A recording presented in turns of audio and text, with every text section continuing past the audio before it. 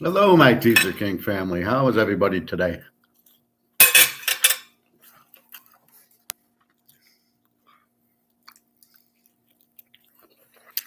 Not good for you.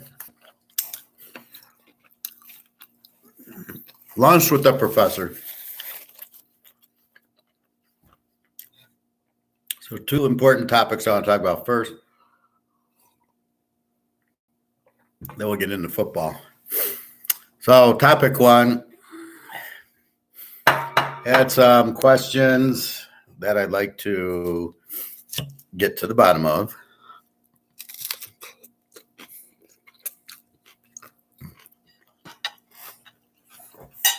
So, the first question is the understanding that if you say you have 25,000 in garbage money, paper bullshit. I got 25,000, but I don't want to spend it. So I'm scared if I buy gold or silver, then I'll spend it. And my answer is no, you won't spend it. Selling dollars for gold, you're not spending the money. It's a wash. You have traded in worthless zero paper for gold that has huge value now and will have much, much higher value soon with no risk. See, people don't understand. This is going down in value. This is like a stock. This is going to zero. It's only worth 2 cents now, if that, maybe 1 cent. Yeah, go buy a box of Orioles. It's $5 for the container that you paid $1.50 for not too long ago. This has no value. So holding this is your risk, right? I don't want to spend it. Well, if you don't spend it, it's going to be worthless. So if you do get money in, you'll get a big bonus, or somebody, hands you some money and they tell you, I don't, this is for your future. Don't spend it. If you don't spend it, it'll be worthless. But if you buy gold or silver with it, you buy gold or silver, you didn't spend it. You made a great decision, but you didn't spend it.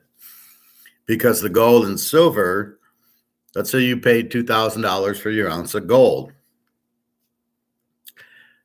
It's still worth $2,000. The $2,000 that you've spent is probably now worth $1,700 in a month. But the gold that you spent the $2,000 on, is there risk holding gold? Is there risk holding dollars? There is risk holding dollars, but you don't know about it. You don't know holding your dollar. You don't understand the risk of it because it's going to zero. So you don't even get that holding the dollar is very risky. When it goes to zero, they don't tell you anything.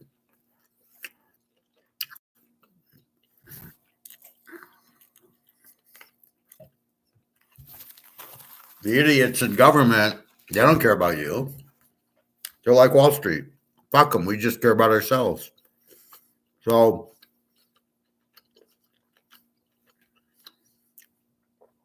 when it goes to zero, you think they're going to take the blame?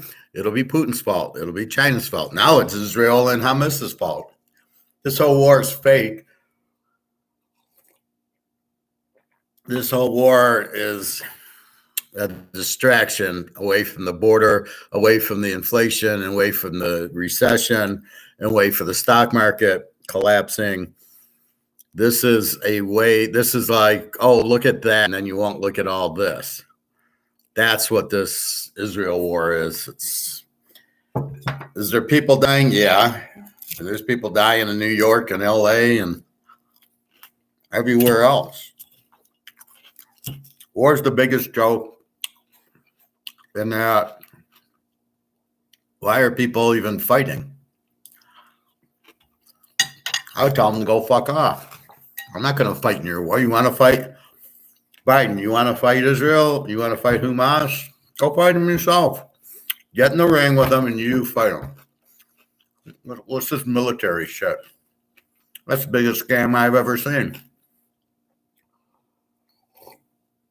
Well, you go fight countries. Yeah, right. Where your country fucks you over, before Wall Street gets a hold of you and says, give me your money and you're going to lose it all. We don't care because as long as we don't lose, as long as our company stays afloat, that's all we care about. Oh, really? That's all you care about? Okay. So, excuse me. It's a big piece, but a good steak. Okay. So, understand that the government's not going to help you. Fiat currency, which is just paper, worthless, is going, it will be zero. It's already worth 2 cents. That's all it's worth is 2 cents. You see 100 on it, it's not worth 100. It's worth $2. So you're already getting fucked by the government anyway. So if you hold the money, it's going to zero. So your only real play is to sell the crap and buy gold with it. And the guys at the gold store have no clue what they're doing. They're using the paper price to sell physical gold. Well, we don't have a choice. We don't have a physical price. Exactly. Why would you sell a 1 ounce, 1 ounce maple leaf for $2,000 when clearly that's not a real price? That's a paper price. I read somewhere where some idiot thinks that gold is fairly priced. And this shows you how stupid he is. Paper price is not fairly priced. It's controlled by derivatives. And it's blowing up. As same with silver, right? It's always gold and silver. They're both money. I hate when these idiots like Bill Hohler start trying to explain silver. It's got its industrial uses. Oh, fuck that. Nobody cares about that. It's money. And when the dollar collapses, the real money, gold and silver, go up to a real value. Oh, shit, I forgot my bread.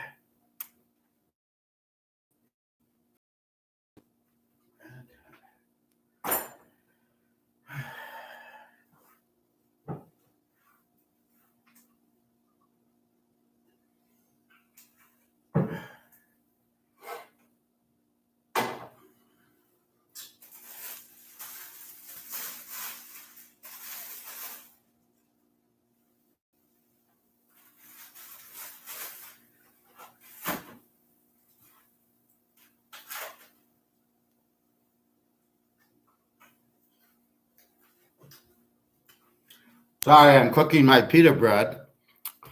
And I forgot, of course. I was going to get it when I started the show, and of course I forgot. Now I start smelling something burning. I'm going, what do I got on in the pita bread? So I got to watch it because it's pretty hot, so this will cook really fast.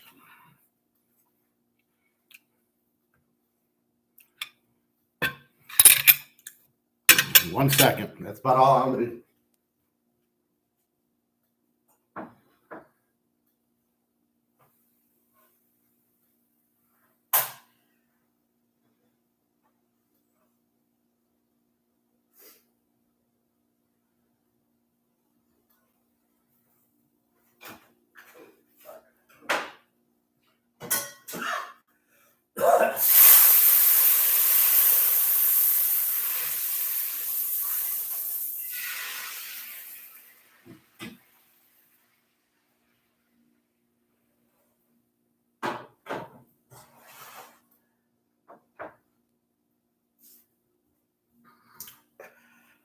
See, that took about 5 seconds and it already started to burn. So anyway, so keep in mind that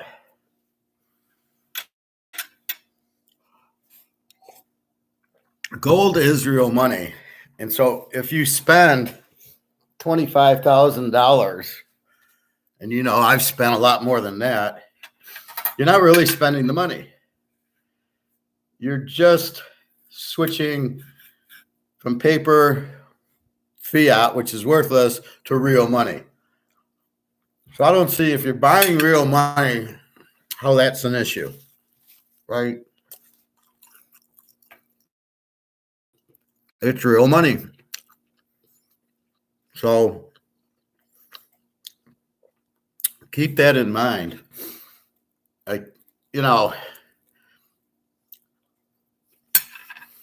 if you get a present and somebody says, here's 25 grand, but you can't spend it, you're not spending it by buying gold and silver. They mean, don't play blackjack with it, or don't play poker with it, or don't go on a trip with it. That's expenses, and then you are spending that. That's how you would spend that money. But you're not spending the money. If you're buying gold and silver, you're just trading, you're trading a really bad asset, money or fiat, for a real good asset, gold.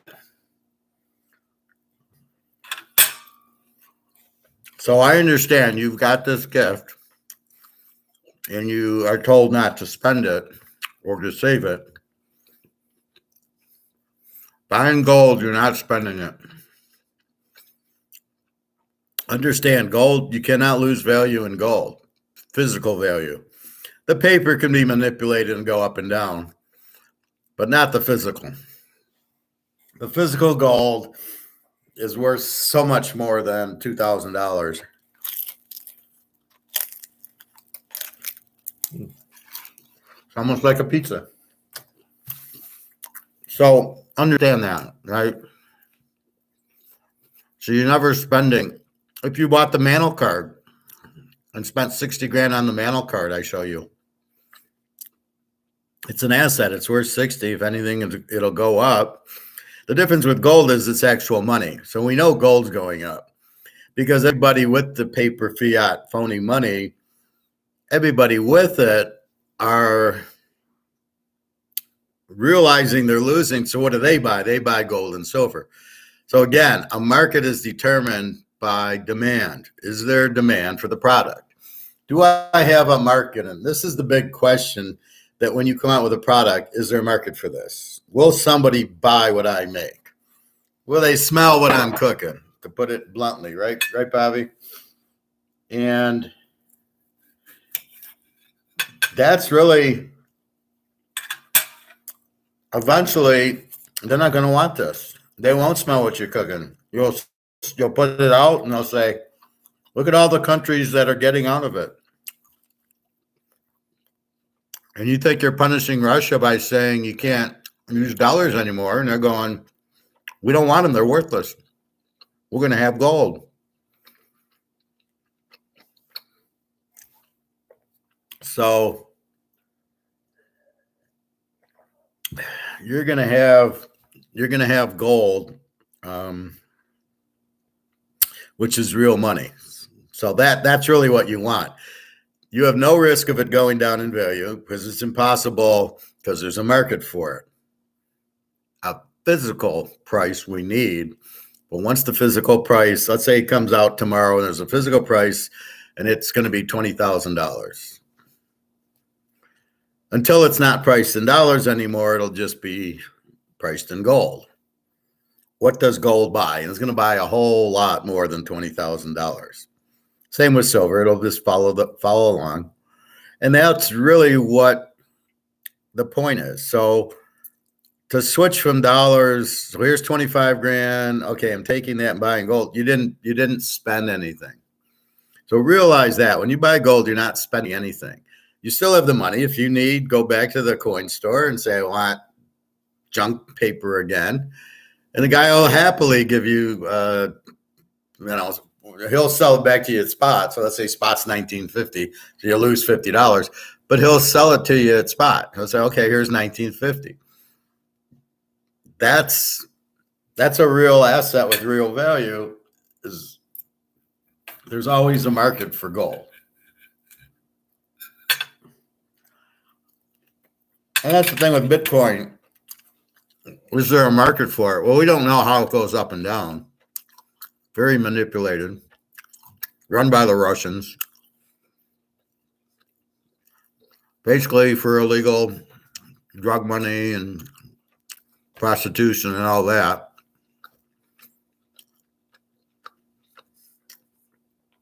But it has no value. Its value is in US dollars. Well, when US dollars goes to zero, my gold will have value, your Bitcoin won't. And don't try to tell me Bitcoin will be its own value. That's bullshit. It's not even a currency. Nobody wants it. It has no value. You couldn't pay me for it. You want to get Teaserking pics? I don't want anything to do with that crap. It's as bad as this. At least this, I can go to the bank and go to the store and use it. I can't go to Kroger's and use Bitcoin. Are you kidding me? They don't want it either. Because it has no value, so you can't price it. Gold's priced, but in paper. It's not a real price. It's a bullshit price. We're waiting for the physical price, which is 20 times higher than the paper price. And once it's out there, you'll never have to worry about gold going to zero. That's an impossibility because it's a market. It's demanded. See, you have to understand Austrian economics is the only economics that works because it's got free markets. I put out something to sell. Is there a buyer for it? Does somebody want the Canadian Club 12? Does somebody want the steak? Does somebody want the salad? Does somebody want the phone? And I sell it. And if there's buyers, then I get it. And if there's not, I don't. Go to the red light district in Amsterdam. It's a market. The girls are there. They're charging 50 euros. It can only charge it if there's buyers.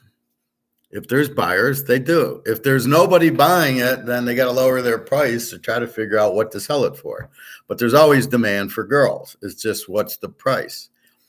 That's why some of these porn stars are like, they're out of their minds.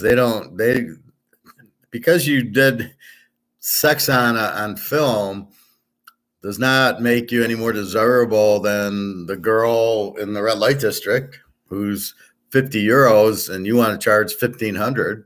Are you out of your mind? So the girls obviously don't understand economics, think, well, I was in a movie, so I will charge a lot. And, you just shake your head going, you're out of your fucking mind. It's not, you're not in the right market. There might be rich guys, but believe me, they already have 15 girls. They don't need you, and they're a lot cheaper. That's the problem with girls. They don't understand economics. Most people don't. So anyway, understand gold has a market. It's much higher than the paper price. That's why everybody's buying it. It's so cheap. I keep running back every week. Oh, give me another ounce. Give me a quarter ounce. Give me a half ounce. Because it's so cheap. It's well undervalued. I'm not play poker anymore. I'd rather go buy silver. I would take 300 and play poker, and then I can get burned. Or I might not get cards. I might lose the 300. But as we're talking, if I turn the 300 into, 15 ounces of silver, that I pay $25 an ounce for, what's going to happen? It's going to go up to $2,000 an ounce because it'll go to a physical price. And the fact it's used in batteries and all these other things industrially makes it a little more limited. There's still 600,000 tons of it. So there's more tons of silver than gold, but silver gets used up. So if they're putting it in these electric batteries or in the cell phones or in the computers, once it's gone, it's gone. You can't reuse it. Gold, you can't. It's indestructible. So if you got gold in the cell phone or in the computer, you just take it out and reuse it. This gets melted down and it gets used for something else. The coins I got, believe me, I just got a 2023, maple leaf. Well, that's brand new. It probably came from the Roman Empire. I wish they'd have left Caesar on it. Then it would have been worth more. But that's the thing. Everything's determined by a market. I have something to sell. Is there a buyer for it? That's all it is. That's Austrian economics. The Keynes they're not looking at that concept for some reason.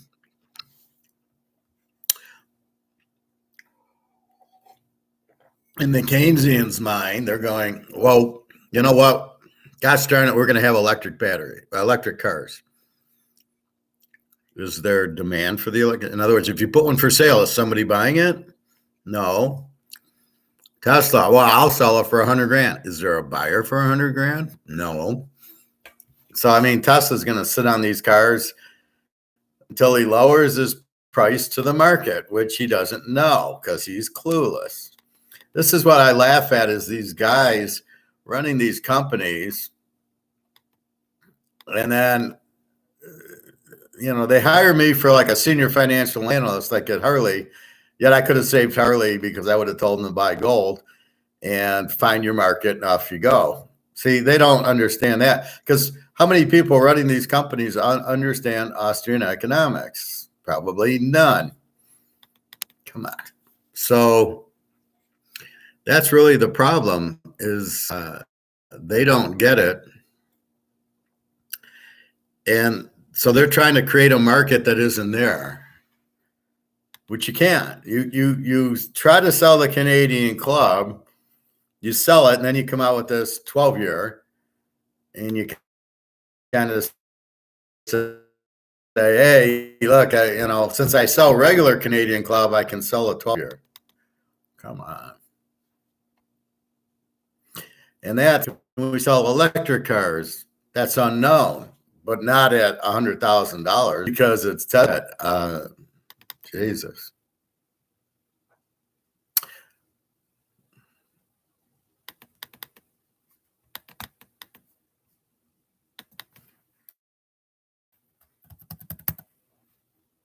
Yeah, okay.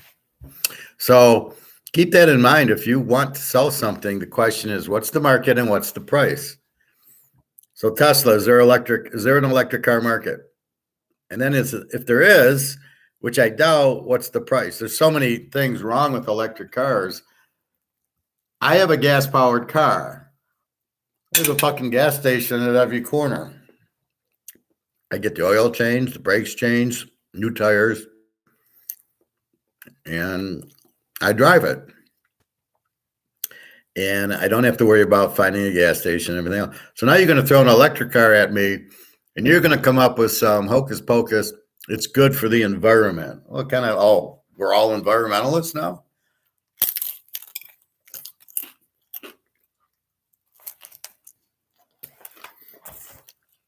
So they come out with some bullshit that nobody can prove.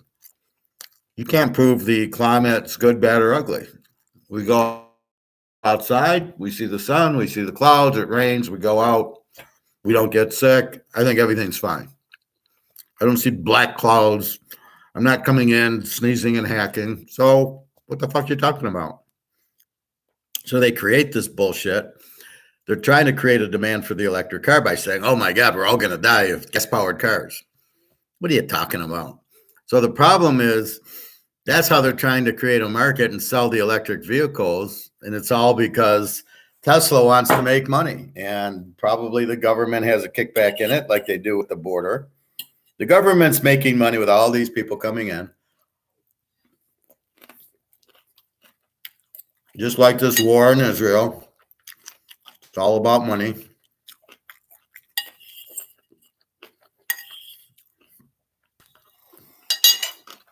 The sad part is now we understand why the U.S. left all its military equipment in Afghanistan. So that's what Iran and Hamas are using. We leave them all that and we say, oops, nobody questions how the fuck did you do that? Now we see the end result.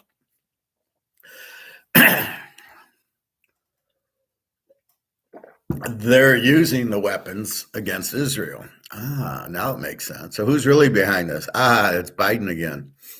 Taking a kickback. As long as he gets his million, he doesn't give a fuck what happens. All that matters to him is he gets his money because he's corrupt. All the politicians are corrupt. They're owned by the bankers. All about them, and it's very corrupt. So you got to understand that. Anyway, back to economics. So trading your paper dollars for gold or silver, you haven't spent $1. In fact, it's a great decision because the gold and silver can't go to zero. Will go up. The dollar's going to zero. So holding it, you have a risk that you don't understand. If you have 50,000, 75,000 in the bank, your risk is A, it won't be worth anything to take out. B, getting the money out of the bank. So you have to get it out of the bank. Decision is, do I leave it in dollars? I can't go into stocks or bonds. I can't be in a real estate trust. Hard to buy a house now because they're so expensive with the high interest rates. So the only really thing to do, the best thing to do is go turn it into gold and silver. That should be your retirement. I don't know. I listen to these retirement plans. Well, you want 60% in stock and 40% in bonds. It's in US dollars. It doesn't matter. It's all going to go to zero. These guys are just fucking clueless, or they only care about themselves. Either way, why do you want to deal with these morons? Well, I got money. I got to save it. I need money for my retirement. Well, if you have this, you don't have a retirement. You have zero. So if you really want to retire rich, you buy gold and silver. There is no risk. It can't be inflated, which is printing more money, period. But you can't do that with gold and silver. You can't print it. You can't fake it. Either there's gold or it isn't. And you take it to a machine and they test it and they go, yeah, this is gold, or it isn't gold. If you want, just go to your coin store who sells gold. He has a meter. He'll be happy to put it on there for you. Can you check and see if this is real gold? And he'll go, yep or no. That's all. And then you go beat up whoever sold it to you. Now, so there's no need to have a financial planner. You're the best financial planner you can have. It's just simply buy gold and silver. That's all you need to do. So that's your financial plan is if you own gold and silver, you'll never attack Wall Street. You won't get margin called and you won't get Madoff. Madoff could not Ponzi scheme you with gold and silver. Do you realize that? I guess he could have if you gave him like 100,000 in gold and he gave you back 15,000 in gold every year. I guess he could Ponzi scheme you that way because he doesn't have, but that doesn't make a whole lot of sense. So you're giving him $50,000 and he's giving you back 15% every month or every year, and you're making money on it. And everybody, I mean, unless you're just a total idiot, everybody knows exactly that they were in a Ponzi scheme. I mean, because you're going to ask the question, how are you doing it? I don't know if I heard about it or not from my brother-in-law, but he told me about something. Oh, I'm getting 15%. I just said, no, you're not. I got a master's in this. If interest rates are 3%, you are not getting 15% legally. And I just laughed at him. I said, you're going to lose your money. And I walked away and I had nothing. I had no interest. I love when people try to scam me. I had no interest in it at all because I knew it was phony. If it sounds too good to be true, they better be able to explain it to you. Gold is too good to be true. I explain it to you that no, it's paper. Wait till physical comes out. Rushes are forcing the physical. There you go. You have explanation. Now, and I'm not asking for your money.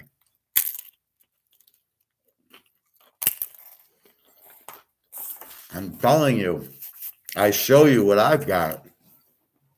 So if I have it, no, it's no Ponzi scheme.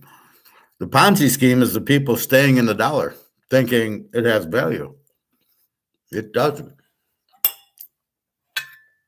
It's funny how you have a plate of food and you got to eat it until it's gone. Isn't that how it works? That's why you got to have good food on your plate. So if you do eat it, like I'm eating a steak, it doesn't matter. I can finish my steak. Yesterday, I thought I didn't have dinner. So I left after this, met a friend, never ate dinner. I got home at like 11:30. I eat popcorn. That's why I don't know what to do, but I didn't eat dinner, so I think it's okay. Anyway, so just understand, not only are you not spending the money, you're putting it into a better asset. You're putting it into real money. So you're trading it fake money. You're trading fake money for real money in an investment. This is going to zero. That can't go to zero, and it's about to go 2,000 to 50,000. Then it's going to go out of dollars into its own.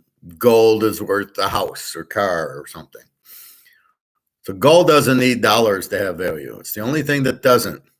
The mantle card will be priced in gold. The house, Bobby's house, will be priced in gold. All that's going to happen is everybody in this is going to collapse. So when they're talking about the financial collapse, they're not really fully understanding.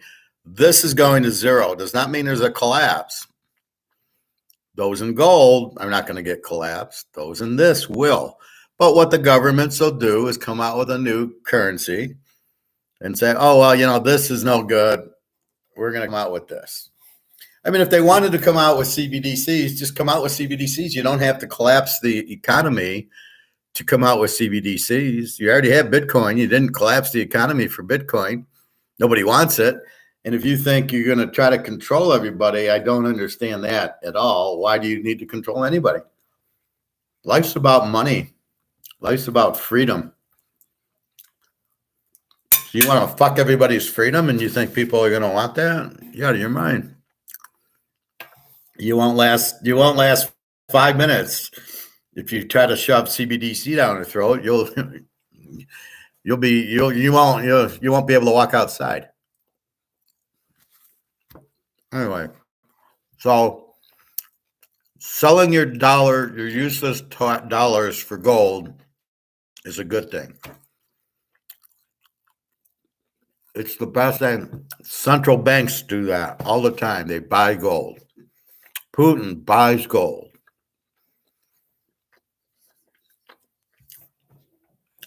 That's the whole point of it. You're buying gold to save yourself, protection, because your money's not going to be worth anything. It's like you can eat sugar and it's going to kill you. Or you cannot eat sugar and you save yourself. So this is sugar. So if you stay in sugar, you're going to kill yourself. If you get out of sugar into gold, it's like getting into steak. And you'll save yourself. That's as simple as I can make it. That's economics. Why is the dollar going down? Because they're printing too much. If you print too much, it loses value.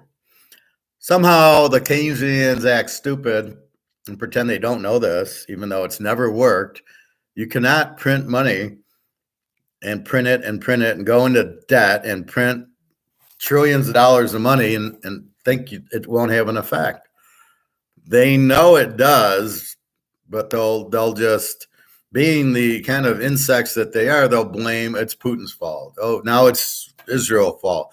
It's not our fault. It's somebody else's fault because we're too stupid to realize if we keep printing money because we're a bunch of criminals, think, oh, we'll just print money and put it in our pockets. Oh, another $1 million, put it in my pocket. How nice. That's how they think. These are not humans. These are just, scumbags. They're just, these people should all be put in prison. They're a bunch of crooks. And if you disagree with them, then they kill you.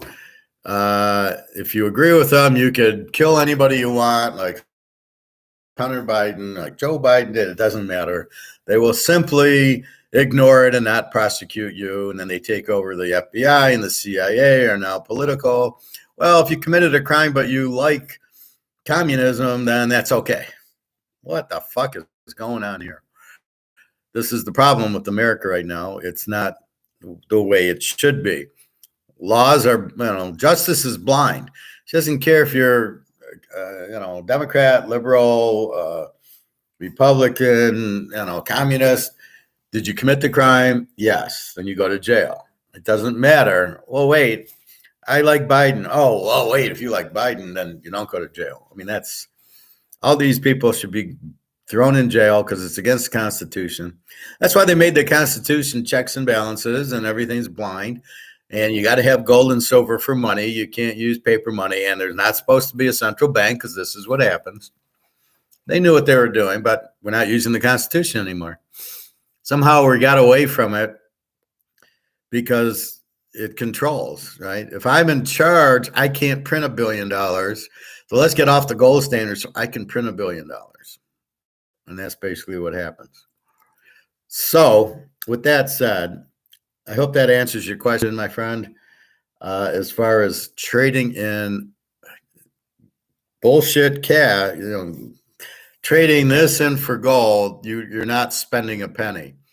However, your risk is if you keep it in this will go to zero, and you'll actually have not used the money that's depreciating to zero. That'll turn to zero on you, and you'll just have nothing. So put it this way, if you go into gold, you can always trade it back for that crap, but why would you? So that would be my advice. Whatever you leave for yourself, put in the safe. Don't leave it in the bank. And just buy as much gold and silver as you can with it. That's what I did. I had over 100 grand in my E-Trade account. I got like 6,000 in it.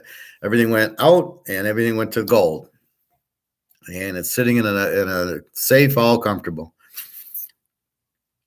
Yeah, and with my baseball cards. Except for my Bobby Bo. He's out here. He's keeping us company. He's our special guest. We have a special guest today. It's Bobby Bo. Bobby, what do you think about inflation? Yeah, it sucks. Exactly. There you go. We have special Alligator McLeod. We got Bobby Bo. So keep that in mind. All right. The next thing is talking to people. I'm in the pool. I do laps running. So there's a lane I can run. It's about 5 feet. It's up to my neck. It's a perfect workout. I can run. I don't hurt my back. Actually, it helps my back. And some guy is in the lane. He says, hi. He says, hi, how are you? My first thought is, who the fuck are you? I don't really want to have a conversation with you. I don't know who you are. I don't really want to give you any information, and I don't know what information I can get out of you.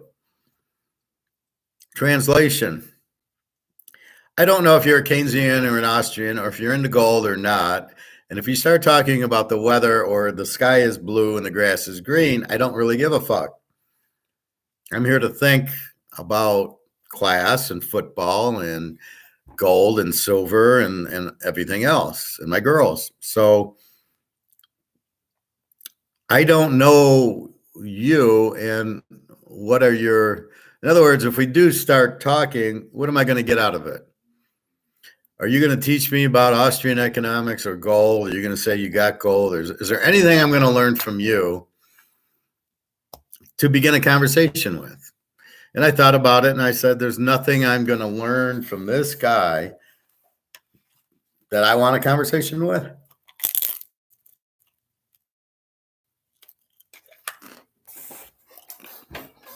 Time to roll.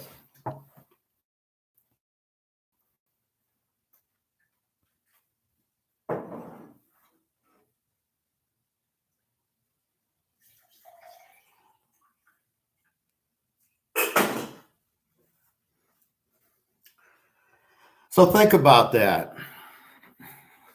You start a conversation. Do you want to even have a conversation? Do you want to talk about the weather? Does that interest you? Do you give a fuck about that? You walk out to your car, you know what the weather is. It's raining, it's sunny, it's cold, it's warm.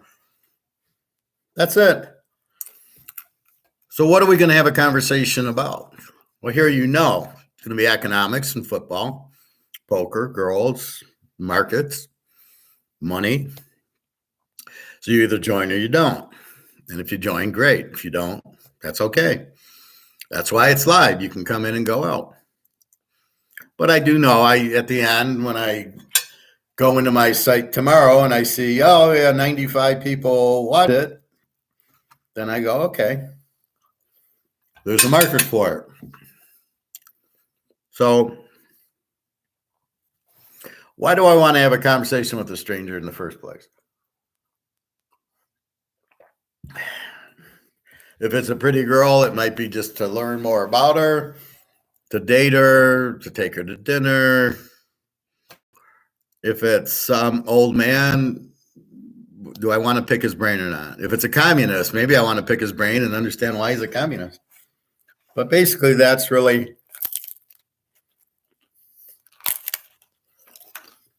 I mean, if you think about it, most of these little conversations are just a waste of your time and your energy.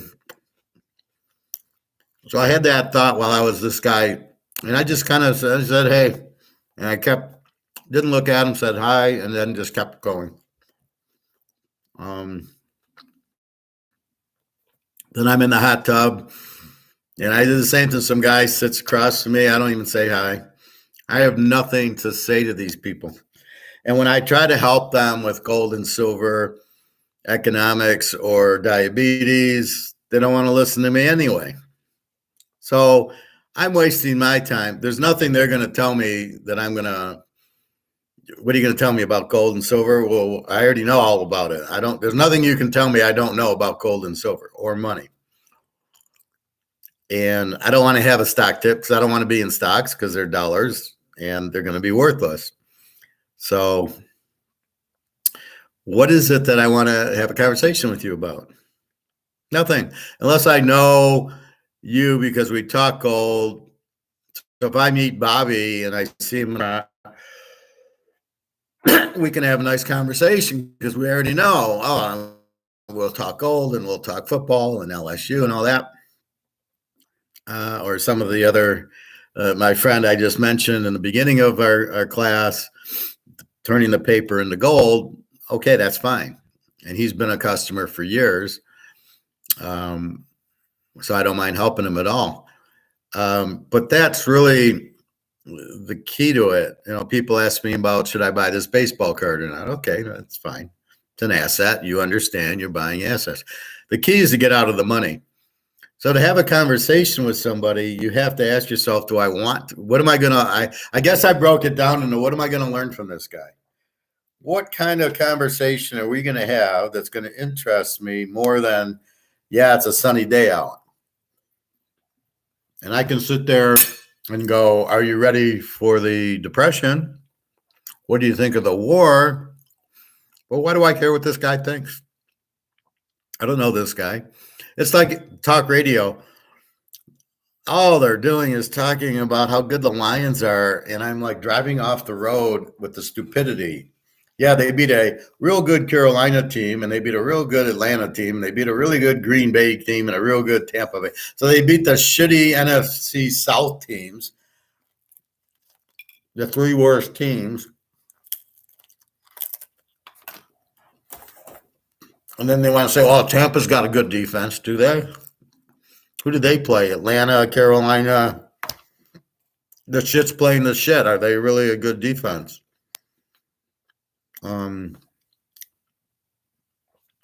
So they're trying to make it look how good the Lions are. I'm throwing up. Now you get a caller calling in. This is Joe Bob calling in. And, oh yeah, the Lions look so good. Da, da, da, da. Do I want to listen to Joe Bob? Do I know who Joe Bob is? And why do I want to listen? I don't want his opinion. I don't even want to go there. I don't even know who this guy is. I don't want to listen to him.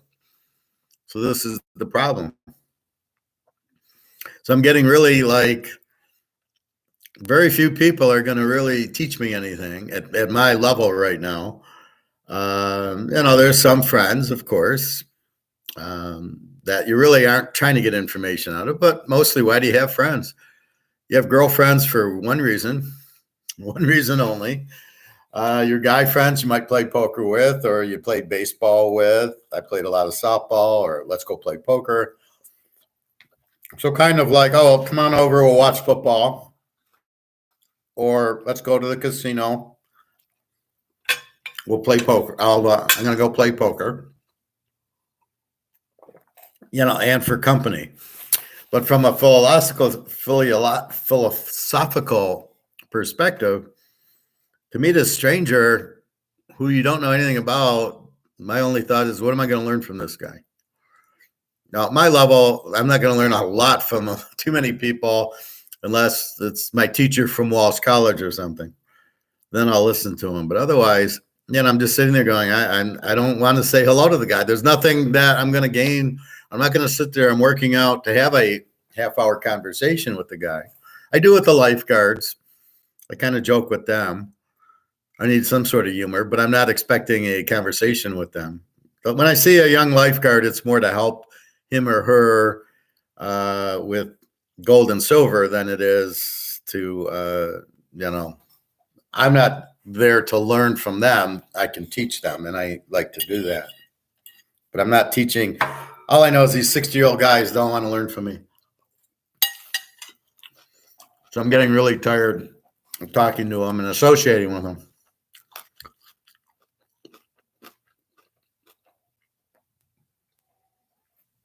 So keep that lesson in mind.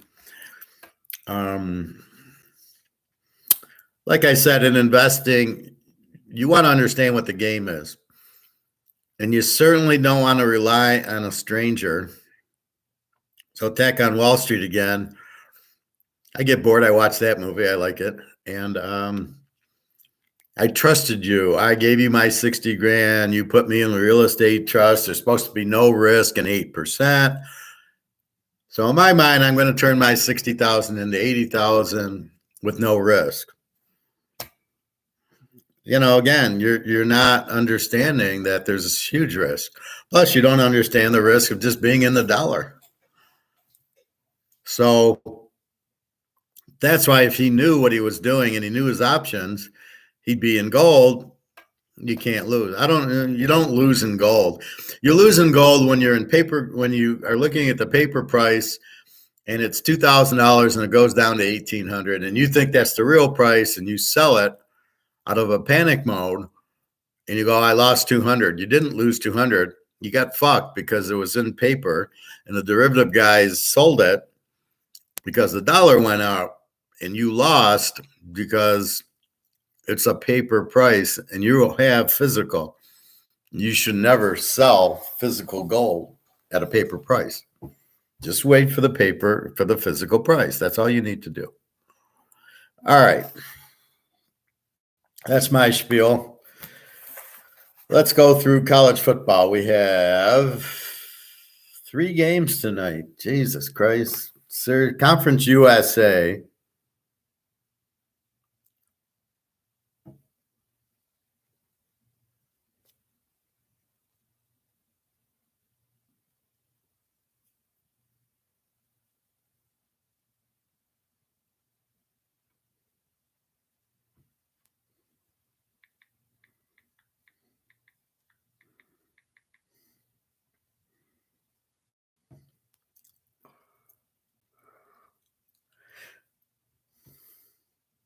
So here's a scammer on an email telling me that I bought something in PayPal. And on the bottom,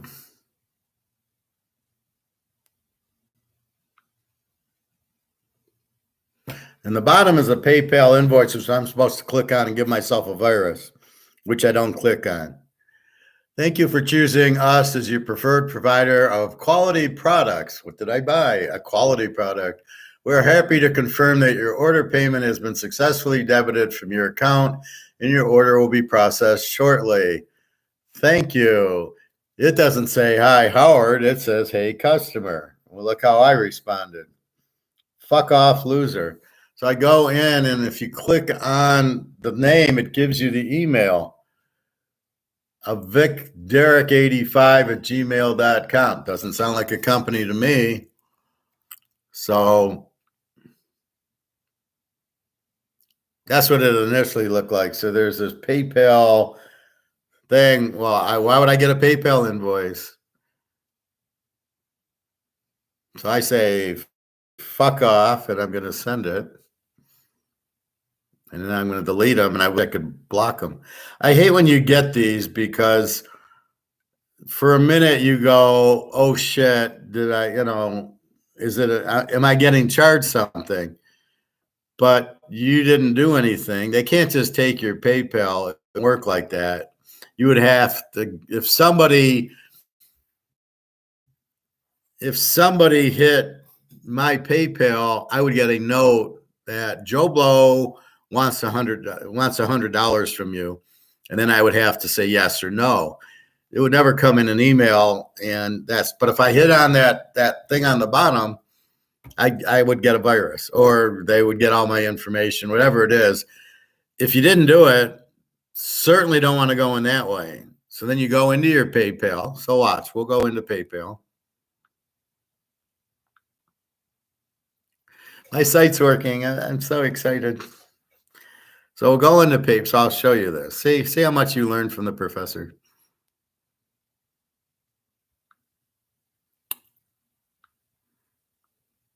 So we go into PayPal.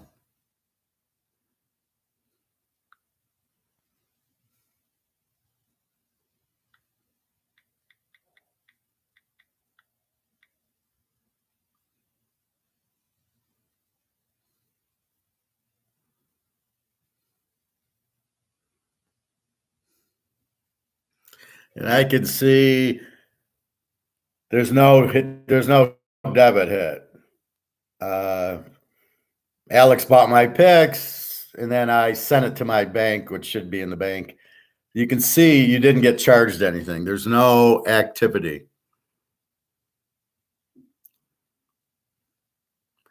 So you didn't have activity, all right? And then you're done. You go, oh, I don't know what this guy's talking about, and then you just log out. But doing it that way, you can see that nothing happened, and you don't get the you don't have the problem. All right, let's go through the lines for college.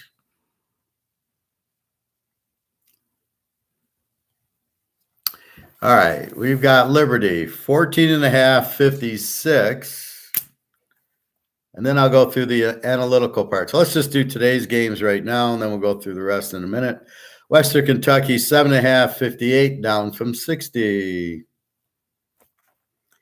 And South Alabama, 17, 51.5, down from 53. Those are your three games today. God, why are there three Tuesday games? Oh, actually, yeah, so there's three. Right. And then, okay. And then we'll quickly look. Tomorrow, we got Sam Houston, 6.40.5. That hasn't moved. New Mexico State. Wow. They were dogs. They're now favored. And 48. Interesting. I like New Mexico State as a dog. I was actually going to bet them finally. It's been a while. And then 10-19. We got James Madison, 4.5, 52 to Marshall, and Tulsa, 3.5, 57.5 to Rice, and that's it. SMU is the 20th. That's Friday.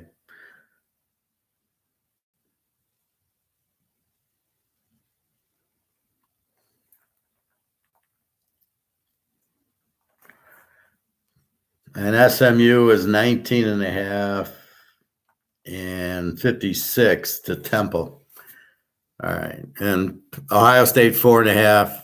All right. Now, I have to point this out because it's really bothering me. So that's the games for the tonight, Wednesday, Thursday, Friday. But I want to talk one more bit of piece as I see this for Saturday. There's the Penn State Ohio State game. Now you tell me what you think of this. The spread's 5 and 46.5, hasn't moved. Now here's my issue, being the way I think. The opening line was Ohio State 10.5, 60.5. How does the over-under go from 60 to 46? Does that make any sense to anybody? How the fuck did it drop 14 points? How the fuck did it go from 10 to 4.5? How did that drop 6 points? Can somebody explain to me what the fuck's going on here? You want my opinion? Of course you do. My opinion is they put it out at 60 so the mafia can make their bets. And they put it at 10.5 so the people can bet on Penn State. So there was Penn State action at 10.5 and probably under action at 60 for a half hour. And then the next day, it's now 4.5 and 46. What the fuck? So it's almost to give me the 60, 10.5 crap. That's why you got to bet it Sunday night at the Venetian. These were probably the lines Sunday night, and then Monday comes and 10.5 goes to 4.5 because they don't want everybody to see this, but they put it out there so their friends can bet it at a friendly number. Does this remind you of Wall Street with Michael Douglas and Blue Star says hello, and that's supposed to be the tip, and then I already put my money in. So I bought the stock at 22, and then I call you up and say, Blue Star said go fuck yourself, and the stock goes to 30, and then I sell it. All I did was make money on telling Blue Star to fuck off, and then the price went out, and then I can sell it. Does this not sound like that? Okay, we'll put out the spread at 60.5, 10.5. I'll bet the under. I'll bet Penn State. Okay, Blue Star says go fuck off, and now it's 4.5, 46. What the fuck just happened? And you don't see it a lot. I see it on the next game. Boston College was 50s, now 58.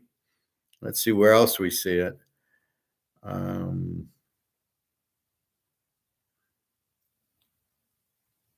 See, it's funny then. Here's UCF Oklahoma, 64, 64. Didn't move. UAB Memphis went from 59 to 63. And then Charlotte, East Carolina's 41, didn't move. Didn't move. Didn't move. Didn't move. So very interesting. Most of these are pretty much where they are. Moves a point or two. Here's Washington State, Oregon, 60s, now 62. Okay, that could have been bought up. Oregon was laying 15s, laying 18.5. Seems a little bit shady. Okay, here's another one. Tennessee, Alabama opens at over of 68.5. And the line now is 49.5. How the fuck would Alabama with that defense be a 68.5? But you can't bet it because now it's down to 49. It dropped 20 points. You know how much money would have to be bet to make this line go from 68 to 49? It'd be $1 trillion. So again, they're monkeying around with this. They put it at 68. It was bet under, and now it's 49. So now Blue Star can go fuck themselves by going, well, shit, I get 49. He's in at 68. But what the fuck's going on with this garbage? Now, this is scored odds. I don't know if this is all the networks or not. I don't really care. But this is why you bet Sunday night. Because when you see that 60, you can jump in on it. You can be with Blue Star and make the bet. All right. Whoa. So let's wander through the Tuesday, Wednesday, Thursday, and Friday. I get an email from some guy, one of our classmates, And he's like, I'm confused. I'm lost. Da, da, da, da, da. I go through every game, at least to the point of Liberty's 1456. Liberty's in A. Middle Tennessee's a Z. Liberty gives up 17. Middle Tennessee gives up 32. It's at Liberty. Liberty should kill them because Middle Tennessee's a Z team and Liberty is an A team that is explosive with a really good defense. So you would look for Liberty to lay 8 where they should score. They're not running into a big defense. And Middle Tennessee's running into a good defense. At worst case, I will tell you the points and I will tell you the teams. It's Jacksonville State's a B team with a 19 defense. Western Kentucky's an over with the 29 defense. That is a minimum of what I do for every game. So I'm confused when he's confused. You didn't talk this game or that game. I'm like, I talk every game. I give you at least that. I don't have an opinion on every game, and I don't bet every game, and I don't pick every game. I try to focus in. I gave you Texas, Oklahoma. I gave you Oregon, Washington. I give you a free pick. That's what I'm here for. I'm here to go through the analysis and give you a free pick. I'm still selling my picks and lock. You don't know what my lock is. You don't know what my bets are. That's the key because you're trying to build your bankroll up. But if I go through the game or not, doesn't matter. I don't have to, but I go through every game. So I'm telling you they're an A and a Z. That might be all I say, or I might say, you know what, I might get into a little bit. I doubt I'm betting Liberty tonight. I might. I don't know. But that's what I'm looking at. Western Kentucky's an over, as I said. They give up 29 a game. They're a pretty good team because they gave it up to Ohio State. They gave up 60 of it. Jacksonville State is a B team. So they score upper 20s. And they give up 19. So fairly good defense. I thought Jacksonville State was going to be favored in the game because they were at home. Western Kentucky is a 7-point favorite. Over under a 58. It's really tough because you got a good defense in Jackson State giving up 19, and you got an over team in Western Kentucky. This is not really one you want to, I don't know which way to play it. Maybe you play it under. I don't know. Maybe you play it over.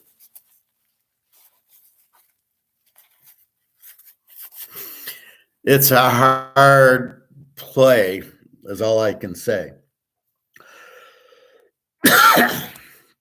Next game, South Alabama 17-51. Southern Miss is a W team, which means they score about 20, 21, 22.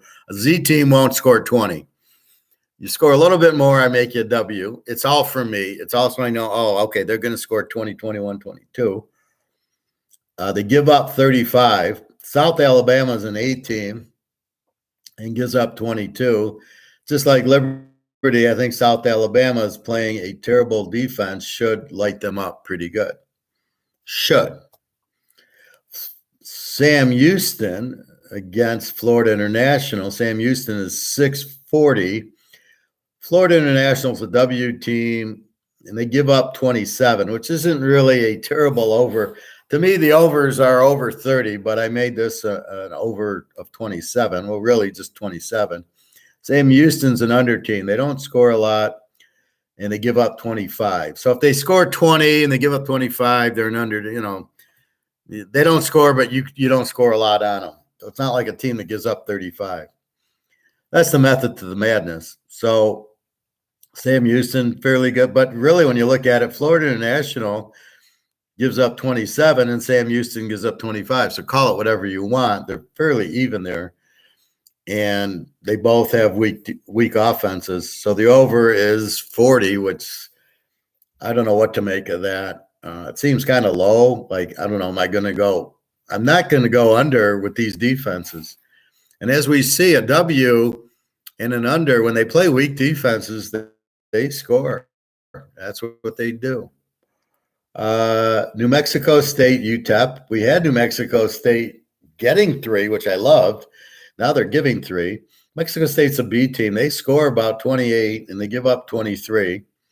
UTEP's a Z team. They don't score and they give up 26. Kind of a Z team. Not a bad defense, but they have no offense. New Mexico State, lane 3, over under 48.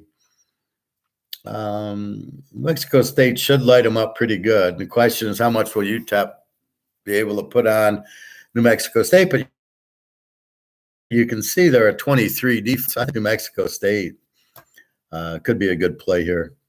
Over under, I don't know. I don't know what you're going to get from UTEP. New Mexico State doesn't have a terrible defense. They're not a Z team. They're not like Connecticut or UMass. They're actually a pretty good team. If you didn't know they were named New Mexico State, you might think they're, Maryland or something, right? Then we get to Thursday. We got Tulsa 357 against Rice. Over versus over, and only a 57. And both teams look like they give up 30. Unless Rice gives up 36. They might give up 36. No, it looks like I look at the 6. No, it's a 30. So both teams give up 30. Both teams can score. I think Rice is a live dog here, and I think it's certainly an over. And I'm going to write that down before I forget. I really haven't analyzed the games yet.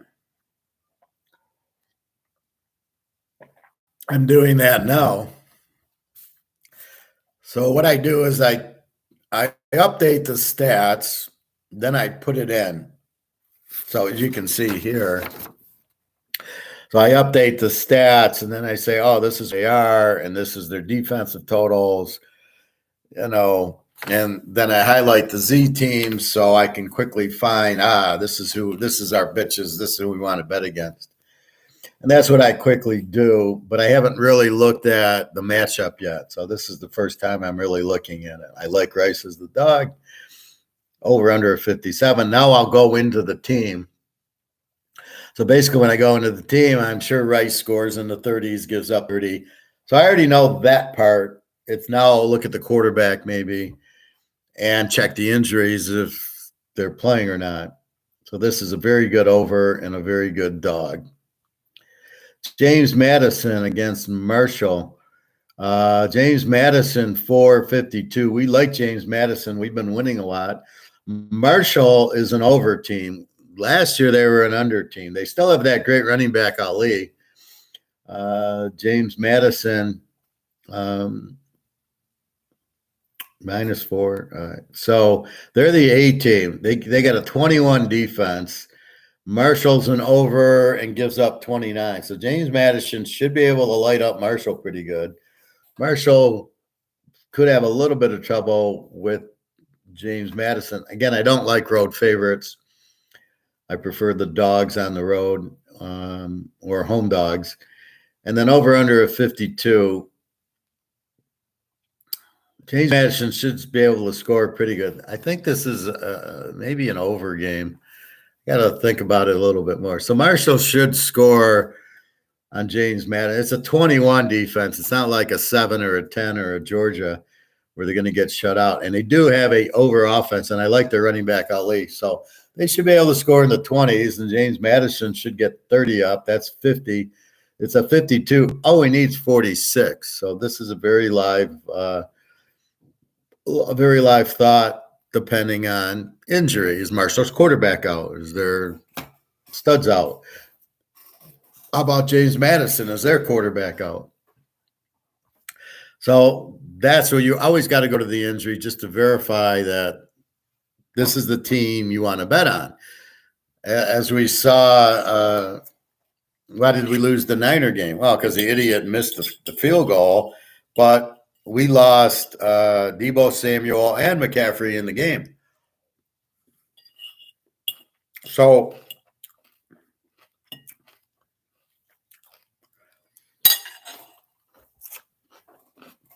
you can't really just blanket cover, it's a bad pick. Wasn't a bad pick. We don't know McCaffrey's getting injured. Didn't get injured against the Niners or Deebo Samuel. And if the kid kicks the field goal at the end, it's a winner.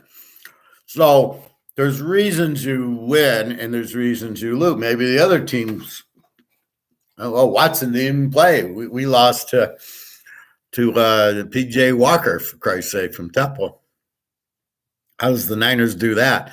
But anyway, that's the point, is even winning, there's sometimes reasons you win.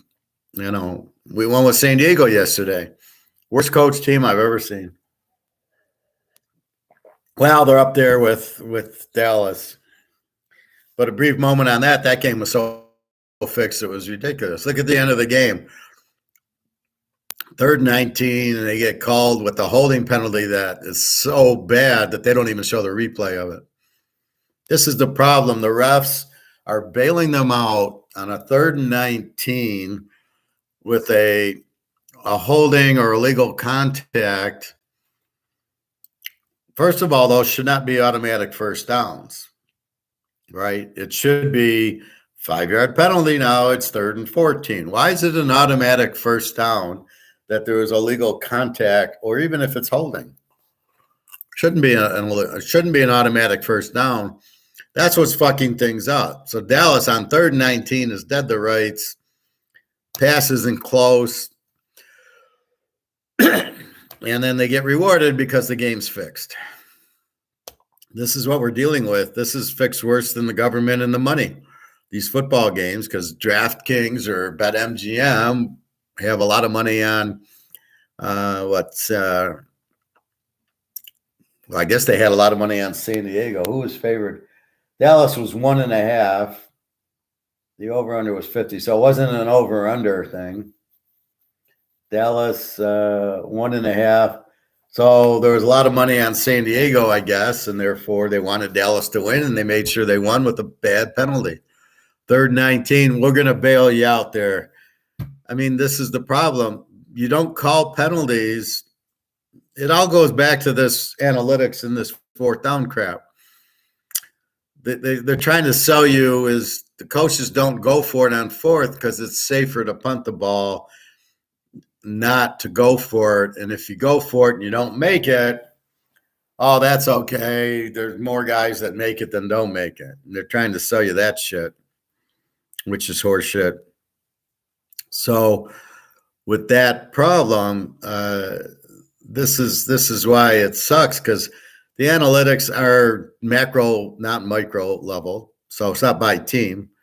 Good luck trying to get 4th and 1 on Philadelphia or San Francisco or these better teams versus the Lions and Green Bay and Chicago. I mean, college teams could get for 4th and 1s on them. You couldn't get a 4th and 1 on Georgia, I guarantee you that. Or Michigan, you probably couldn't get it. So again, it's not micro, it's a macro look. But again, it's the ref should not be determining the game. Just like in the NBA, you swallow your whistle, you let the game be won on the court. And it's the same thing here. You don't call a cheap penalty on 3rd and 19 to bail the other team out. They got to complete the pass. They didn't complete the pass. There's no penalty. I'm sure there's penalties the whole game. But when you do this bullshit holding or illegal contact on 3rd and 19, and the pass is out of bounds, not even close, what are you bailing them out for? Pick it up, say there was no penalty. I mean, that's just ridiculous, because it's not even the receiver that was going out. It was a different receiver. And how bad was it? I mean, okay, if you knocked him down, but then and then you wonder why the defensive backs are afraid to tackle and don't make the hit and don't make the tackle. And, you see all these open wide receivers because the DBs are so afraid of getting this defensive holding or illegal contact. I don't know how they play cornerback and safety. So just a FYI, that game was fixed. Absolutely. For Dallas. And it's a shame that you can't have a clean game anymore, that you need the refs to bail you out on a piece of shit call. And I see that a lot. You always see this penalty drive. All of a sudden, out of nowhere, no penalties. On one drive, well, we need the game close for TV, so let's call 5 penalties on them. And then there's no penalties the rest of the game. It's such a joke. Oh, illegal holding, offsides, roughing the passer. That's the biggest joke. Um, it's funny. They try to make the rules for safety. No, this is football. These aren't supposed to be for safety. There is no such thing as safety. They want safety. Let them go play golf. They want to play football. You get hit, and you just got to know how to take it.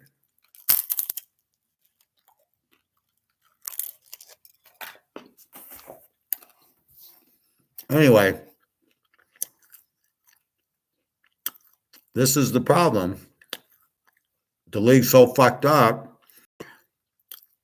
Those should not be automatic first downs. I don't mind the pass interference where it's obvious it's a spot foul. That's fine. But on the other side of the play, if the quarterback's rolling right and on the left it's a holding or illegal contact, and the ref calls that, that's just fixed. That's just so phony. And this is the problem with it. It makes it very difficult to bet when the games aren't called properly. The refs are just pathetic. They're bailing out the team. Why are you bailing out the team? Let them throw the ball for 15 yards and get a first down.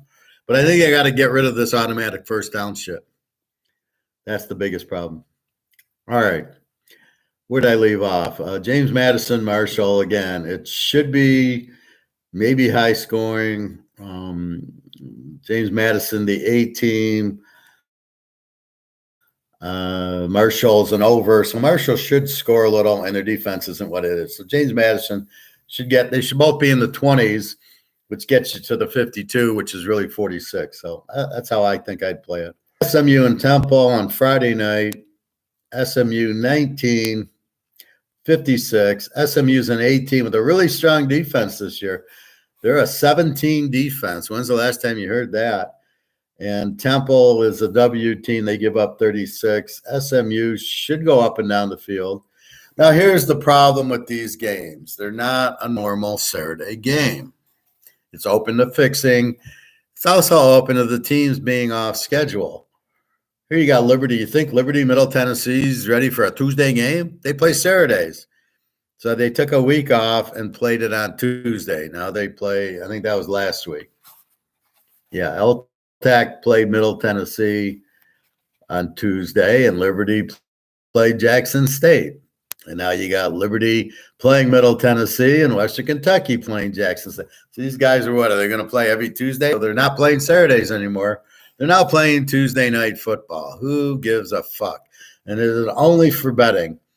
It's only so people can so they can bet on football. On games, if they were all on Saturday, they would never bet on. So you need the action. I don't know. I mean, if it's a good bet, you bet it. If it's not, you don't. Liberty won last week, 31-13. Middle Tennessee won over Tech, 31-23. I don't think Middle Tennessee is going to beat Liberty at Liberty. All right, so those are the games. All right, we can go through Saturday. I'm going to do this quicker because it's only Tuesday. You can't really figure out injury. You can figure out injuries for tonight's games, but not the games on Saturday. It's way too early.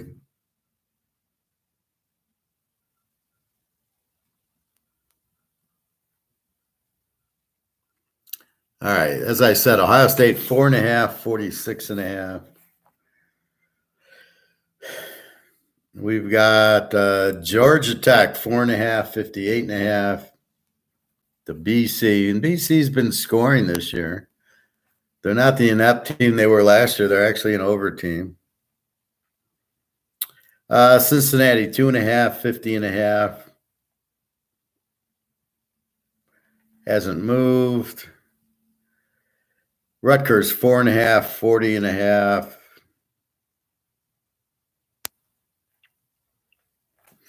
Down from 43. Heavy under action. See, now Rutgers, what I liked about them last week is they could run it, and they ran it down Michigan State's throat. The problem is the quarterback threw 2 interceptions. This is the problem with Rutgers. Rutgers quarterback sucks, but if they just hand the ball off. Now, we didn't get rain, which we anticipated, which would have hurt Michigan State. and not hurt Rutgers, because Rutgers really can just run the ball down your throat, which is what they ended up doing. So keep that in mind.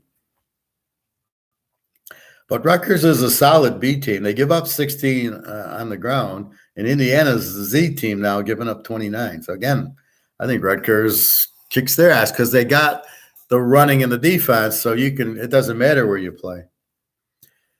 Go Air Force, beat Navy. Air Force 10.5, 37.5. Hasn't moved. Air Force is an A team. Navy's quarterback's questionable, so we'll have to wait later in the week. But they're not scoring a lot. Their defense is a 23. Air Force is a 14. It's a big number in this game. The over-under is 37. That's not big. That's probably where it should be. But Air Force likes to run the ball. Navy might, it's used to seeing it, so we'll see. Normally, these are low-scoring ones: Army, Navy, Air Force. Where's the Marines team? Why doesn't the Marines have a football team? Ohio, 16.5, 52.5. It went up from 51 to 52. Sharp's betting it over at 51. Indy's under team. They give up 13 a game. Western Michigan's an over team, giving up 36. This is what I don't like, because I like betting Ohio under, but I can't bet them under because they're playing I got to check the quarterback, but they're playing such a weak defensive team. But then again, it's a 52 because it is Western. So I thought their quarterback was injured. We'll have to take a look at when we get to the injuries. Oklahoma, 18.5, 64.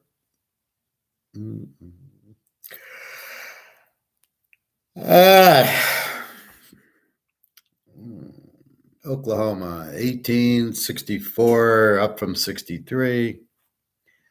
Oklahoma, we know, is an A team. Now they're a 14 defense. They were 11, I think, when they played Texas. Texas put up some points. And UCF's an over team.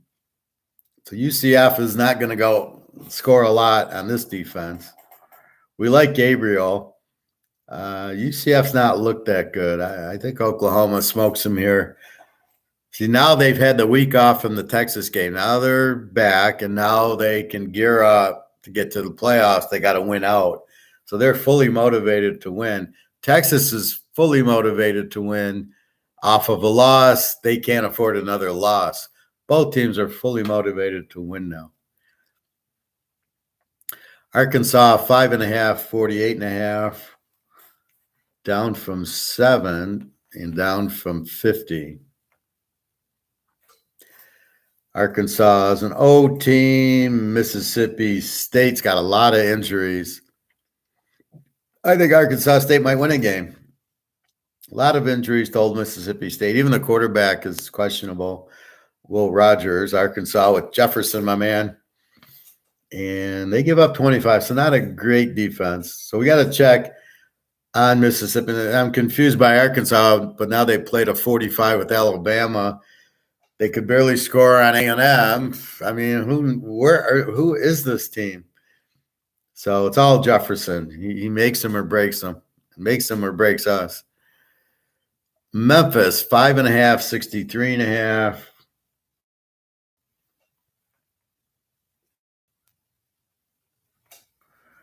Five and a half, 63.5 to UAB.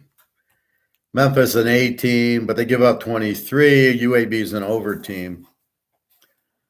So does the A team beat the over team? We'll find out. As a road favorite, we'll find out. Giving 63 over under.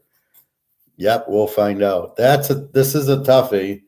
I don't think Memphis, they don't have that 10 defense, right? They got a 23. That's why I started listening to the numbers. I can see Air Forces, they're both under defenses, but Air Force is a 14 and Navy's 23. That's a 10-point difference. So that's why you got to be careful there. Charlotte and East Car 7.5.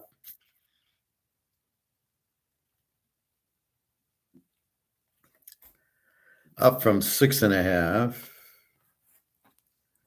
and 41.5. That hasn't moved.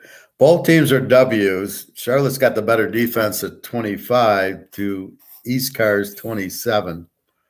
They're both weak offenses. Is this an under because of the weak offenses, but not? See, that's the lesson I learned week 1 or week 2 of the pros. I said, well, these quarterbacks suck. They won't score, and they did score. So it's got to be the strong defense, the New Orleans under we keep betting, that wins for you, not necessarily defenses.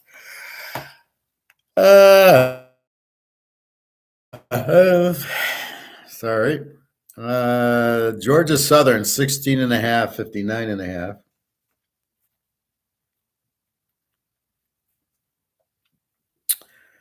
And Lou Monroe's a Z team. They give up 32 a game, and Georgia Southern's the A team, gives up 23. Georgia Southern might be good here. We have to see what Lou Monroe's up to. They're a Z team, but I think they've been playing better. Maybe it's against who they're playing. A couple of Z teams in this league. Akron Bowling Green, we move to the MAC, and we've got Akron, the Z team, Bowling Green, the W team. Bowling Green's laying 7.5, 39.5. That hasn't moved. Akron with the Z team gives up 28. Bowling Green with the W gives up 27. The difference is Bowling Green probably scores 3 or 4 points more.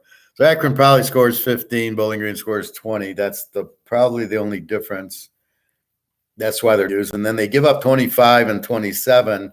Not the I'm sorry. Akron gives up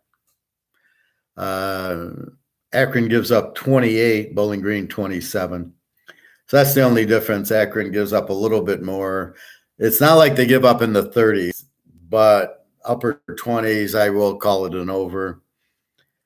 And Bowling Green. So you got a W and a Z. So what do you do there? Check the injuries. Akron quarterbacks, I know, is out. Irons is out for the year. I don't know about how good the backup is. Over under 40. Again, you've got, is it under because the offenses suck? Maybe the offenses have been playing Michigan and Ohio State. Now they got an easy defense. Maybe the offenses score more.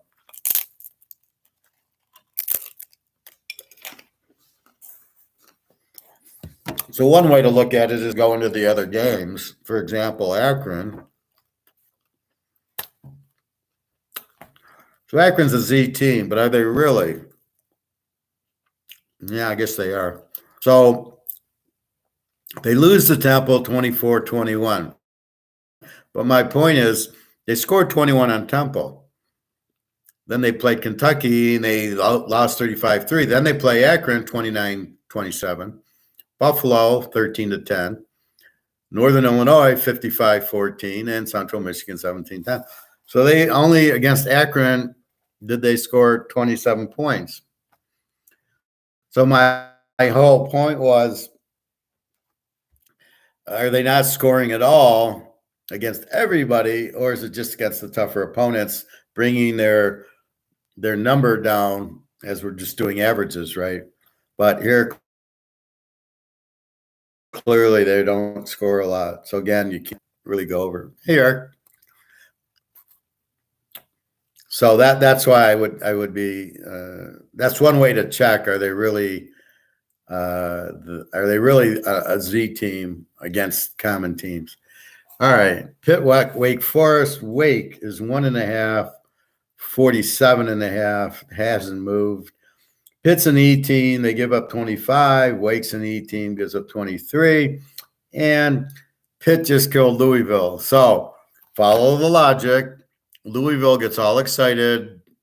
Here's Notre Dame. They beat them pretty good. Next week, they go to Pitt. Well, they just beat Notre Dame. They should beat Pitt. Pitt beats them by 20. On the road, flat after the Notre Dame game. That's the point I'm trying to make. So they beat Notre Dame. They go at Pitt. They don't care. They beat Notre Dame. and they're flat and they lose. Now, here comes Pitt after beating Louisville, and now they go on the road to Wake as a dog. What happens? See, certain teams like Oklahoma this week had the bye. Now they got UCF at home. I don't think they're going to be flat. But when you're a team like Louisville who hasn't really won that much, and now you beat Notre Dame, there's no way you can go on the road as a road favorite and win. It's not going to happen. And I warned you guys about it last week. It's not going to happen. That's what you got to be careful of. Now, Oregon and Washington won, but Washington is at home to Arizona State, and Oregon home to Washington State. So they're both at home. It's easier to play a big game after a big game at home. It's hard to beat Louisville, beat Notre Dame, and go on the road as a favorite to Pitt. And Pitt's just waiting for you, and Pitt lit them up. So now Pitt, after beating Louisville, who beat Notre Dame, who beat USC, Now you got Wake, a 1-point favorite. Interesting. They're both E teams. They both score mid-20s, give up mid-20s. Probably what it'll be, about a 50-point game. The over-under is 47. I think you can go over 41 here. Probably is a low number because neither defense is all that great. Interesting. South Florida, 2.5. I can find out. Okay, other page. South Florida's 2.5 and 54. That number hasn't moved. UConn's a W team, gives up 31. South Florida's an over team, gives up 36. I think this is an over game because what I'm noticing is when overs play W's. So when an over team plays a W, not Series Z, but a W, which means that Connecticut probably scores 20, 22 points a game, and they give up 31, but South Florida gives up 36. So UConn will score against the 36 defense. That's kind of the point. They have a better chance scoring more against the 36 defense. So they'll probably be in the 20s, and South Florida is an over team against the 31 defense. So they should probably score at least in the 20. We only need 48 here. 28 to 20, and we're 28-21, we're good. But you got no defense. You got a 36 and a 31. Both these teams should be able to score, right? I don't think there's too many teams that are just so bad they can't score. We will see. Well, I guess maybe Iowa and Wisconsin. What the fuck was that? Okay. West Virginia, 3.5, 49.5. To Oak State, who just beat my Kansas State and my Kansas teams. I'll have to kill them. Now they're on the road at West Virginia, which normally wins at home and loses in Texas, as I pointed out, and Kansas and Oklahoma. 3.5, 49.5. Oak State's an even team now. They give up 25, but they moved to Alan Bowman, who's a much better quarterback. So I'm going to think that they're probably more of a – well, they're not an over team because they give up 25.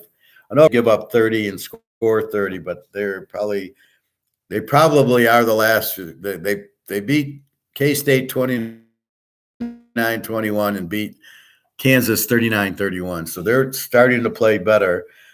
West Virginia is a 23 defense and a B offense, so they've been scoring, so they're probably getting better. At West Virginia, the way Oak State's been playing, I kind of like Oak State, and I kind of like over. You don't just beat Kansas State and Kansas. Granted, it was at Oak State. Granted, this game's at West Virginia, but I can just see it being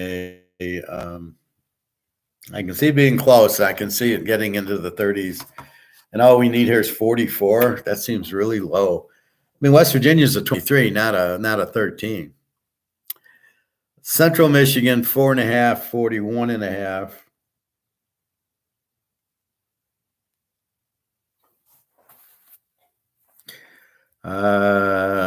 We'll go to Ball State. Ball State is a Z team. They just don't know how to score, and they give up 31. Central's a W team, and they give up 31. So again, W against Z. There's so many.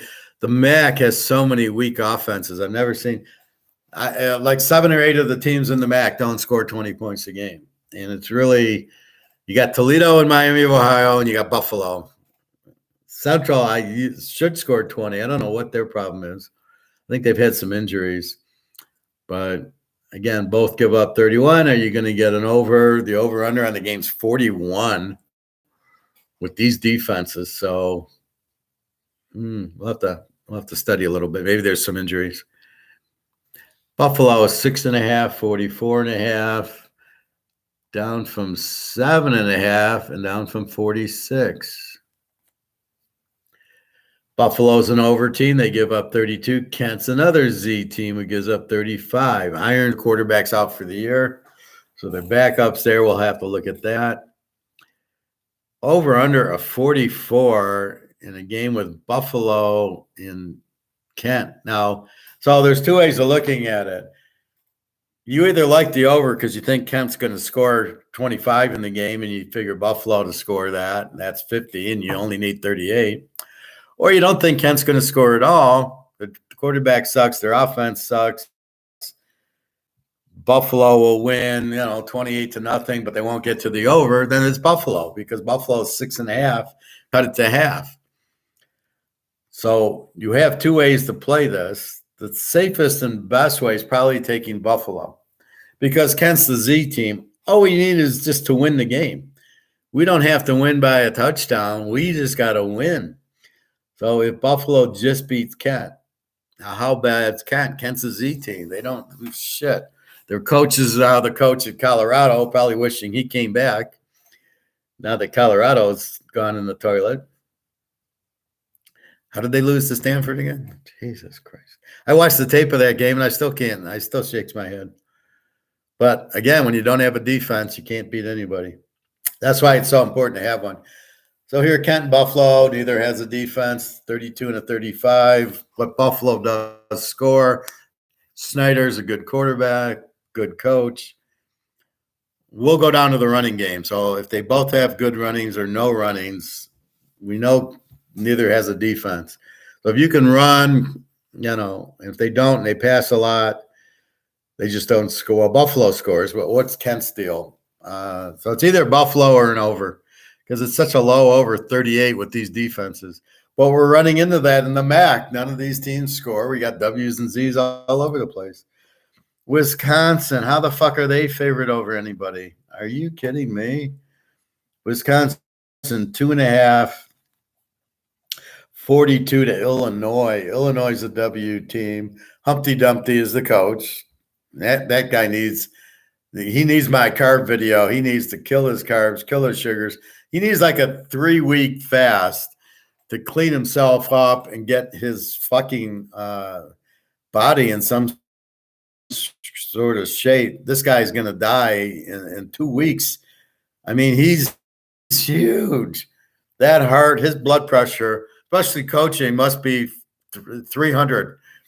I don't know. Mine was 180. He's down to 120. His got to be in the 2s. He's got to have a 250 blood pressure the way he looks. Oh, my God. So, again, Wisconsin, Illinois. He used to coach at Wisconsin. He's now coaching Illinois. Wisconsin's a B team. Give up 18 a game. Mordecai, I think, got hurt. I have to check that. He's only thrown 3 touchdowns. There's a problem with his offensive coordinator. And Illinois will love revenge here. They're a W team. Gives up 28, but they just beat Maryland. They just lost to Iowa. So there's no offense here. Illinois's got to be a live dog in Illinois. They couldn't beat Iowa, although Illinois doesn't have a defense.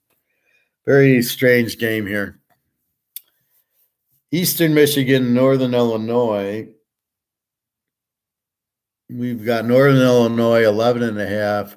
They're the E team. They give up 22. Eastern is the under team, gives up 19. Should be fairly low scoring. Northern Illinois played a nice low game for me last week. And I won the under there, and we got it again. 44. It's up to 45. I'll take all the points I can get here. All right, 45. So we've got a 19 defense and a 22, and Eastern doesn't score, and Northern Illinois likes to run. I don't agree with the 11, but I think under 51 is the play with the two under teams.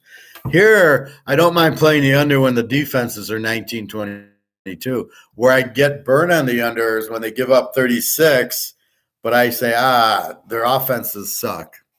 They're not going to score.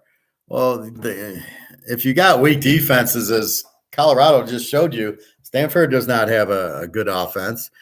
And they scored 46 in one half. Fucking Christ. Iowa, 3.5. 32.5. Jesus Christ. This was 4.5 down to 3.5. Minnesota's terrible. They give up 27. Iowa can't score. The quarterback's out from Michigan. All they did was run at Wisconsin. I don't think they threw 5 passes. They beat them like 16-8 or 16-7 or something like that. Minnesota has got an over defense, which is surprising for them. They usually have a good under defense. So they're an even team with an over defense of 27. Iowa's an under team with a 15 defense. Whew. I can see why Iowa at home is favored. They'll just run. They just beat Wisconsin. So I don't like Minnesota here in this role. I like Iowa actually getting the 2.5 at home. You just won at Wisconsin. You didn't have a quarterback then. You don't have one now, and you're basically just going to hand the ball off and run. So, yeah, I can see them doing okay. Our favorites, Oregon, 18-62, up from 60. Against Washington State. Washington is an over team, scoring but giving up 29. And Cameron Ward's not as good as our buddy thought he was. He's going down and down and down. More interceptions. So they're pretty high scoring team. And now you got Oregon, the A team with the 15 defense that should have beat. They should have won the game if they just kicked the fucking field goal at the halftime. And then they could make the field goal. So they remind me of San Francisco. The kicker choked. When the game's tied and you miss, there's no pressure. When you need to make it to win the game and you miss, that's a choke. That's what you should make those. So the Niners, I never saw that guy miss a kick at Michigan. I wanted him to miss the kicks against Ohio State. Boom, boom, boom. He missed 2 games. He missed 2 against Cleveland. One more miss, I'd bench him, get him out of there. He sucks. No, Stu, you can't waste a 4th round pick on the guy. And then he can't make a clutch field goal for you? What the fuck is that?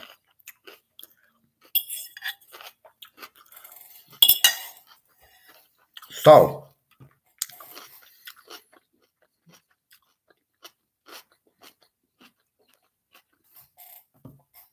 Oregon, 1862. You know they're going to light up Washington State with this weak defense, 29 defense. And they can score. Washington, 36-33. Interesting. This over-under is a 62. 56. 56 is 30-28. You got a winner. I don't see any reason Oregon, off of this loss, does not put 45 points on Washington State, who can score themselves. They played Oregon State and they played Wisconsin in the 30s, a 60-point game. Wisconsin's defense is probably as good as Oregon's. Oregon State's is also very good. This is the Pac-10. This is the problem with their stupid playoff system. Oregon State beats UCLA, loses to Washington State.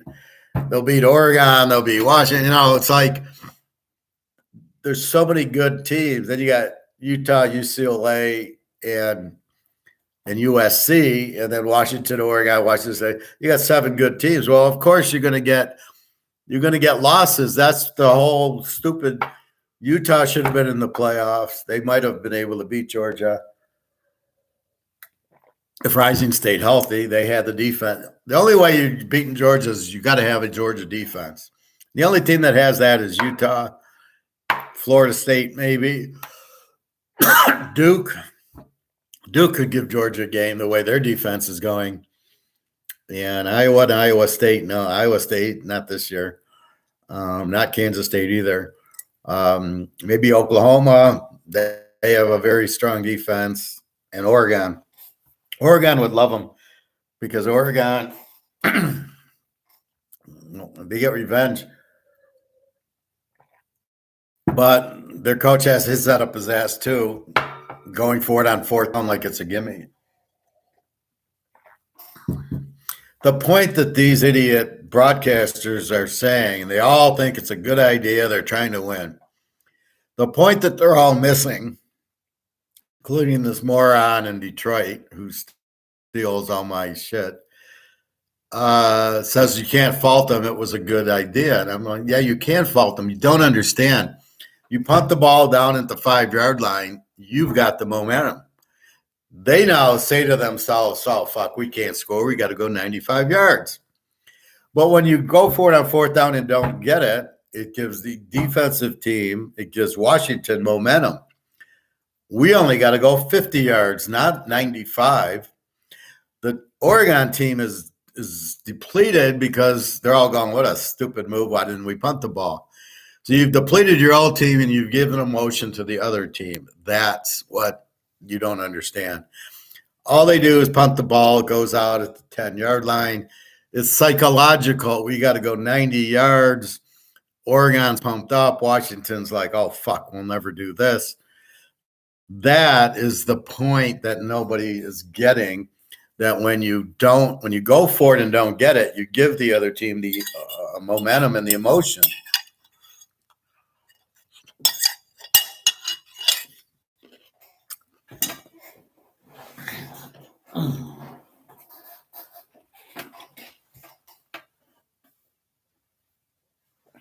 And that's the part that's not measured, right? All you see is they picked up the first or they didn't. But you're not measuring the emotion that you're giving the other team. And when you make it, you're depleting them. And that's not said either.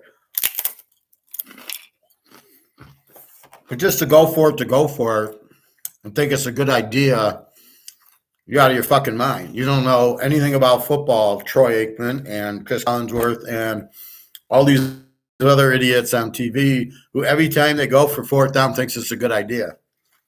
No, you're out of your fucking mind. It's not a good idea, especially when San Diego does it from their own 25 against Minnesota and doesn't make it. It's a bad. You can punt the ball. That's why we have punters in the league. It's okay to punt it. Maybe they'll fumble the punt and you'll get it and the game's over that way. What a bunch of idiots. So I think Oregon 18 is kind of a big number. I think over comes in here. 62-56, I think, is definitely a play. Oregon with the 15 defense. But I think Washington State can score on them. Again, beating them. What was the score last week? Washington State played a good team. Who did they play? Utah? No, Cal played Utah.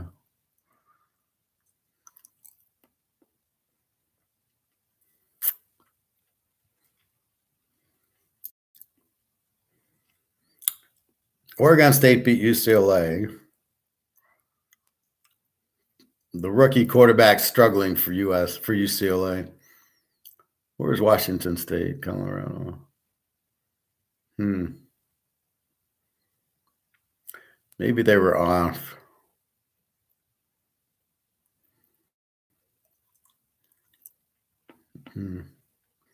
They played Arizona. They lost 44-6 to Arizona's backup quarterback. Okay, so maybe we don't. I think we maybe go with Oregon after the loss. 44-6. Arizona's getting a good defense. They played USC 28 all. Then USC gets Notre Dame, and now USC gets Utah. They could have lost 3 in a row. Alabama. Let's see where this line moved. 8.5, 8.5 hasn't moved. Where did they go? Where's Alabama? Maybe I should spell it out. I could find them easier. Here they are, down from 10. Where is this saying 8.5? And I have a 10 in there. So obviously went. Well, maybe it opened at 8.5. Over under now is 49. It was 68. Went to 46, and now went back to 49. Both teams are A. Tennessee's a 17 defense. Alabama's a 16 defense. Can you spell revenge for the 52-49 loss? Knocking Alabama out of the playoffs. Don't forget that. Tennessee's not nearly as good. Hooker was much better than this Milton. Alabama's going to kill him. All right, here's your free pick. Take Alabama as a free pick. Lay the 2.5. Let me check for injuries, but I think Mo Rose is okay. Milton he's going to get overwhelmed in this game. I guess the real 16 defense, who's been a motherfucker lately. Why they beat Arkansas, they probably are looking ahead to this game. Alabama in a revenge game, forget about it. This is L freebie. This is what I mean by feel. I feel this, right? This is your fucking free play. I mean, this is a no doubter. Alabama's 2.5, really? All right, bet it today before it goes to 10. This game started at 68, 8.5. I don't know what they're thinking of 68. That would have been a lock under because Tennessee's not going to score here. Tennessee doesn't have the same offense it had last year. All right. Nebraska, 11.5. What the hell are they doing over here? 11.5, 41 to Northwestern. Northwestern switched quarterbacks and are throwing the ball 50 times a game. Well, the coach got fired. They're an E team. They give up 27. Nebraska's an under team, giving up 21. And it's Heinrich Himmler doing it, the ex-Nazi, now playing quarterback for Nebraska. I don't get this Nebraska line. Like all of a sudden they're this big favorite. I think Northwestern's a good play here. Missouri, 6.5, 59.5 to South Carolina. I like Missouri. I think they're a very good team.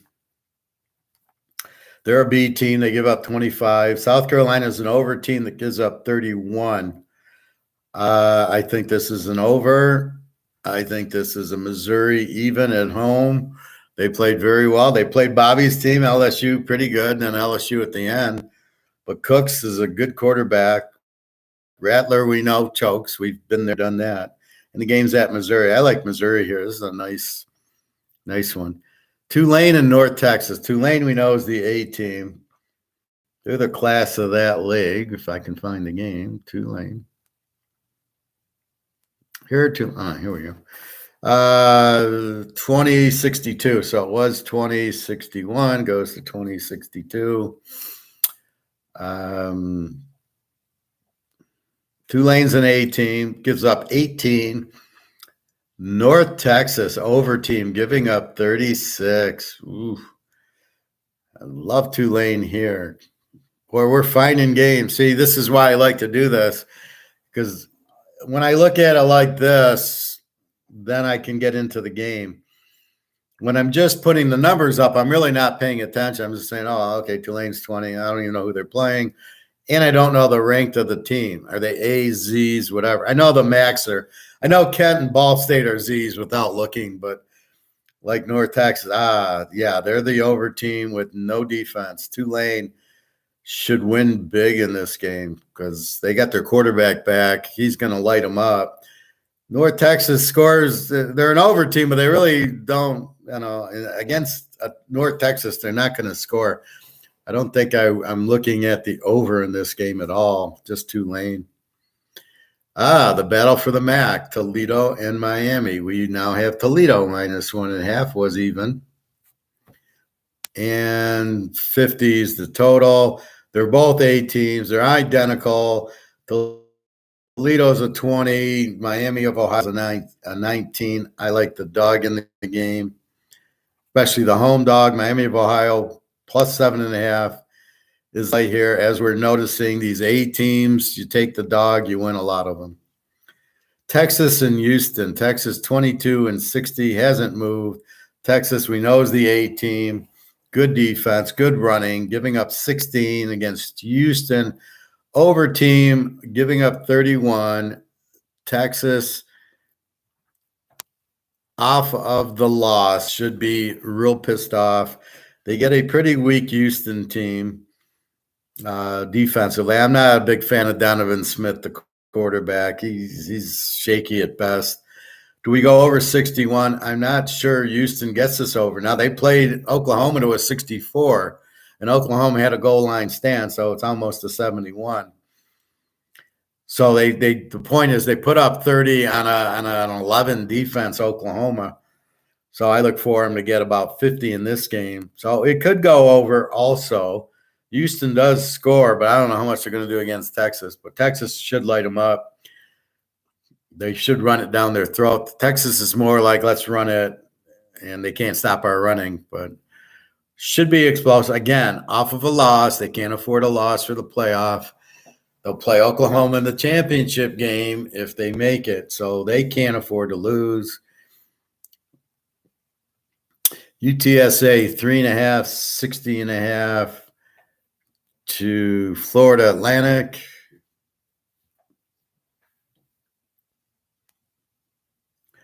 UTSA's is over team again. Frank Harris is back. They lit up somebody last week. Their defense is a 27. Florida Atlantic is even.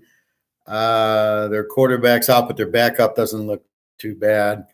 And they're at 23 defense. So I don't think they're going to stop. I would prefer UTSA as the dog here, but they're 3-point favorites, unfortunately. Over under of 60. They're going to score. Florida Atlantic probably. I'd say this is an over, but I prefer when both teams are over. We'll look for those at the end. Hawaii, New Mexico. This game is now even. It was New Mexico 2 and a 59. Here I got New Mexico over, gives up 35. Hawaii is an over, gives up 36. This is our over that we've been waiting for. Good offense, no defense for both teams. Should light it up. New Mexico has been throwing a lot. Hawaii, all they do is throw in New Mexico. So this should be very high scoring. And what I like is it's only a 59, not a 69, right? You get these Oregon last week's a 67, and then I found Colorado State at a 60. That was only 54. They ended up at a 61. That was an easy one. That's why I locked it, where I never really felt comfortable with that Oregon and Washington defense, although they did get there barely. They got 69. But same thing with USC Notre Dame. I was a little afraid of that. But I did have USC over, but it wasn't a lock as it should have been. And now we're seeing the cracks in USC. When you put pressure on them, they crumble. And what do you think Utah is going to do? They're watching that game film. I don't think USC has a chance, even without Rising. They're going to run it down their throats and play that tough defense. USC's in big trouble this week. Virginia, North Carolina. We got North Carolina 23-56. Virginia's a W team that is over 32 defense. North Carolina's an A team. They just beat Miami by 10. How anybody played for Miami, I could not have played after the coach didn't take a knee. I think I'd be checked out. Well, that's just the way I am. And INFJ, I ought to close the door and said, I can't play for you. You're too stupid to play for.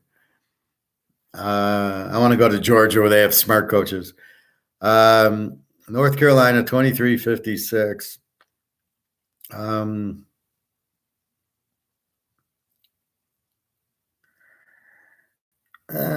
North Carolina. May's not very good.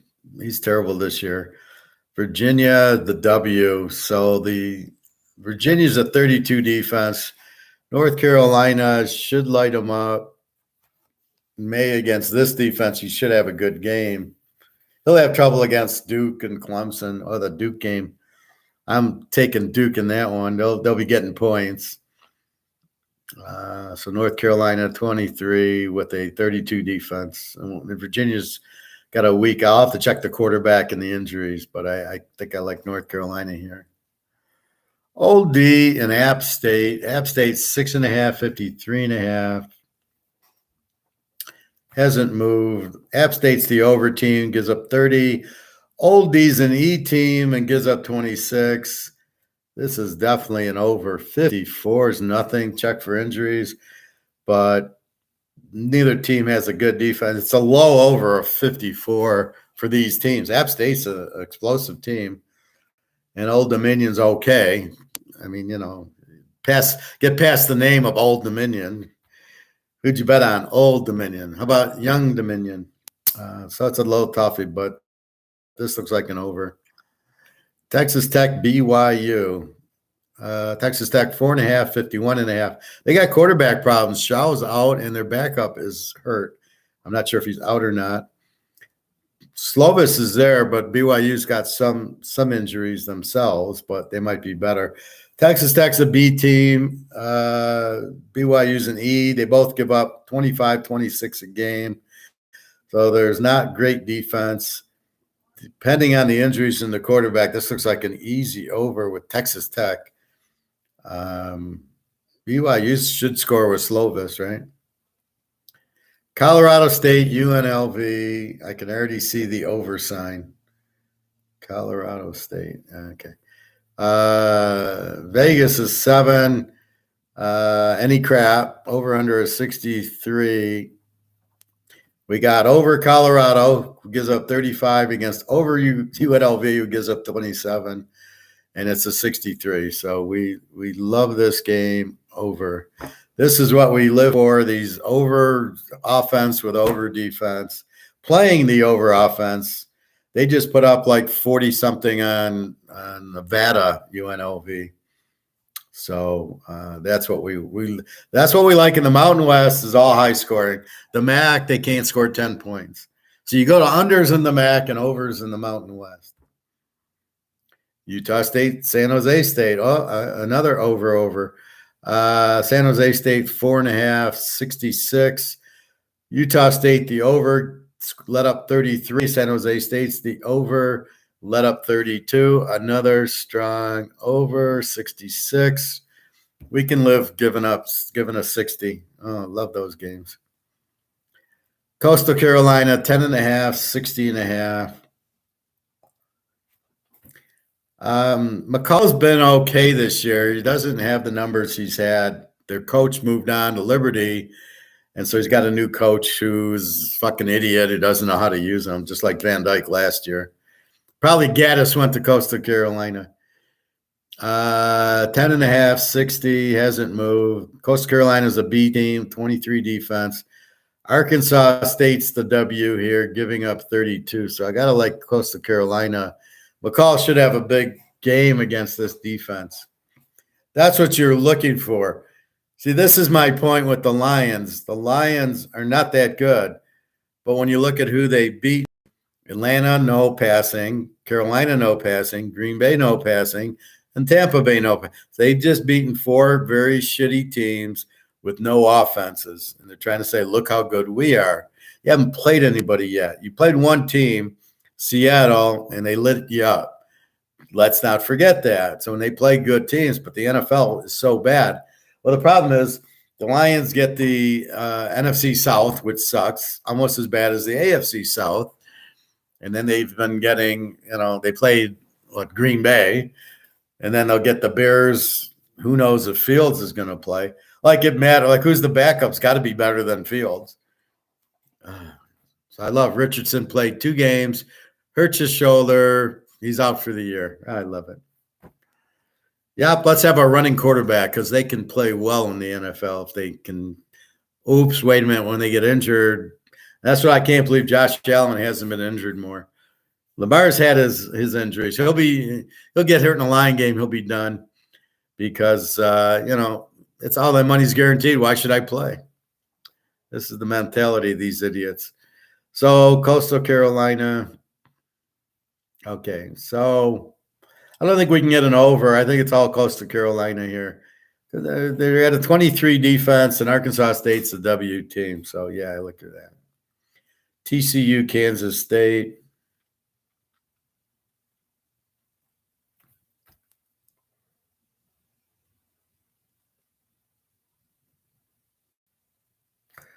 Okay, Kansas State 6.5, down from 7.5. 59, up from 56. TCU's a B team. Their quarterback's out. They're back up off the read. They give up 20. Kansas State's an A team, gives up 21. Howard's there. Their quarterback. Not bad. I don't know. This should be an over game, but the defenses are pretty good. I'll have to study it a little bit more. I don't know that I want to go TCU. They owe them revenge from the championship game. This will be a good game, I believe. Old Miss against Old Auburn. Old Miss 6.5 and 56. That number hasn't moved. Old Miss is an A team, gives up 24. Auburn's an E team, gives up 23. You got to like Old Miss here if they're healthy. They're just such a better team. Auburn just not very strong. Their defense is okay. I just think Old Miss has just got too much offense. So, yeah, I think Old Miss lay the 1. Michigan State, the motherfuckers. 24. Michigan's up from 23 to 24. And 47 down from 48. Michigan's the A team, gives up 7 a game. That's all they do is they give up a touchdown. I don't know why. They give up a touchdown last week to Indiana. Like, really? And then Michigan State's an E team. They give up 24. We saw what they did against Rutgers. They had them, and then Rutgers, boom, boom, boom. Ran it down their throat, 3 touchdowns later, and our lock wins. This game, no matter what, the lane 24, they won't cover. Michigan State, always, as bad as they are, always plays Michigan tough, especially at home. They'll come up with trick plays. They'll come out in pink uniforms with green toppings. And I think last week they were in white helmets. They're supposed to be in green helmets. I love when these teams come out with the different. You don't even know what color they are. They're green and white, and they came out with white uniforms. What can I say? This is a war. I wouldn't touch Michigan in 18 here. I certainly can't touch Michigan State in 30. Decent. They've switched quarterbacks again. They got some interceptions on Rutgers, which gives me hope that Michigan State can stay close in this game, but I can't fuck around with that. I'm not betting against Michigan, especially the 7, which makes it really difficult. What do you do with this defense? How do you bet it over 47, but yet it isn't over because they're going to score on Michigan State? I don't see a 20-10 game. Very interesting. Again, State playing Rutgers was really State playing Michigan, right? Running their throats. Rutgers did. Michigan State against a good defensive team, which Rutgers is. What's Rutgers? Rutgers is a 16. Michigan's a 7. Jesus. Yeah, I mean it's State scores a little bit. I actually think this is an over, but I can't bet it. I can't bet this game. I mean, the only way I can bet it. I cannot take Michigan in 18. I got to take Michigan State in 30. They just every time I bet Michigan at State, I lose. They play. I locked it 7, 8 years ago. Same situation, and they were up 17-0, and before I knew it, State was winning the game. So I cannot. This rivalry. It's take State and 47. I don't know, probably an under, but I don't know. The only way I could play this game's under. That's it, but I don't like that. Florida State, 13.5, 48.5 to Duke. Duke is a 10 defense. Florida State's an 18. I like Duke in the game. I like the under in the game. I'm not sure if Riley Leonard was hurt. He hurt his foot, didn't play last week. I don't think they threw 3 passes. They won 24-7. This game will definitely be low scoring. Florida State's going to struggle against this defense. This is like playing Georgia or Utah. Excellent defense. Florida State, excellent defense. Duke doesn't have a quarterback, so they're going to run and punt and play defense. Florida State's not going to just light it up. Travis is not that strong. They live on the turnover. They're not going to get any because Duke's not going to throw the ball. This is definitely an under 49.5. Yeah, Duke under. And I'll tell you, I see Florida State 4 and Duke 16, and it's clearly should be 4 and 5. Duke lost on the last second to Notre Dame. You think Florida State's going to kill them here? Depending on their quarter, if Riley Leonard plays, I like Duke in 20 for sure. But I definitely, if he doesn't, it's definitely an under 55 in a Duke game. No. Mm-mm. Army against Bobby Bow. Bobby Bow laying 30-57 to Army. Army's an under team giving up 20, but it ain't going to matter here. LSU just scores big time and has no defense. They give up 30 a game. So this is the contraries. You got a team that scores with no defense playing a team that doesn't score and has a decent defense, and they've got 3 quarterbacks injured, unfortunately. They lost last week 19-0 to Troy. It doesn't look good for my Army team. I think LSU beats them pretty good. I think you got to go LSU over my Army. It's so sad. Clemson and Miami. Clemson 3.5, 48.5. Both are A's, both are 19s. How can you trust Miami? They've got the worst coach in the history of life. Take a knee. What's that? Teams take a knee at the end of the game? Really? I've never seen a pro game. No, we're going to go back in the shotgun and hand it off, and we'll fumble the ball because, all we need to do is take a knee and the clock will run out. But we're not that smart. We're fucking idiots. How do you bet Miami or Florida? I mean, there's no way you can bet on this team. This team's too stupid to bet on. Clemson 3.5. I think I would think it's under, but you got Van Dyke, so it's hard to go against Van Dyke. He's going to score something. Clemson's going to score something. Maybe it's an over. Even though they got 19 defenses, this could be an over. Again, Miami's coach is too stupid.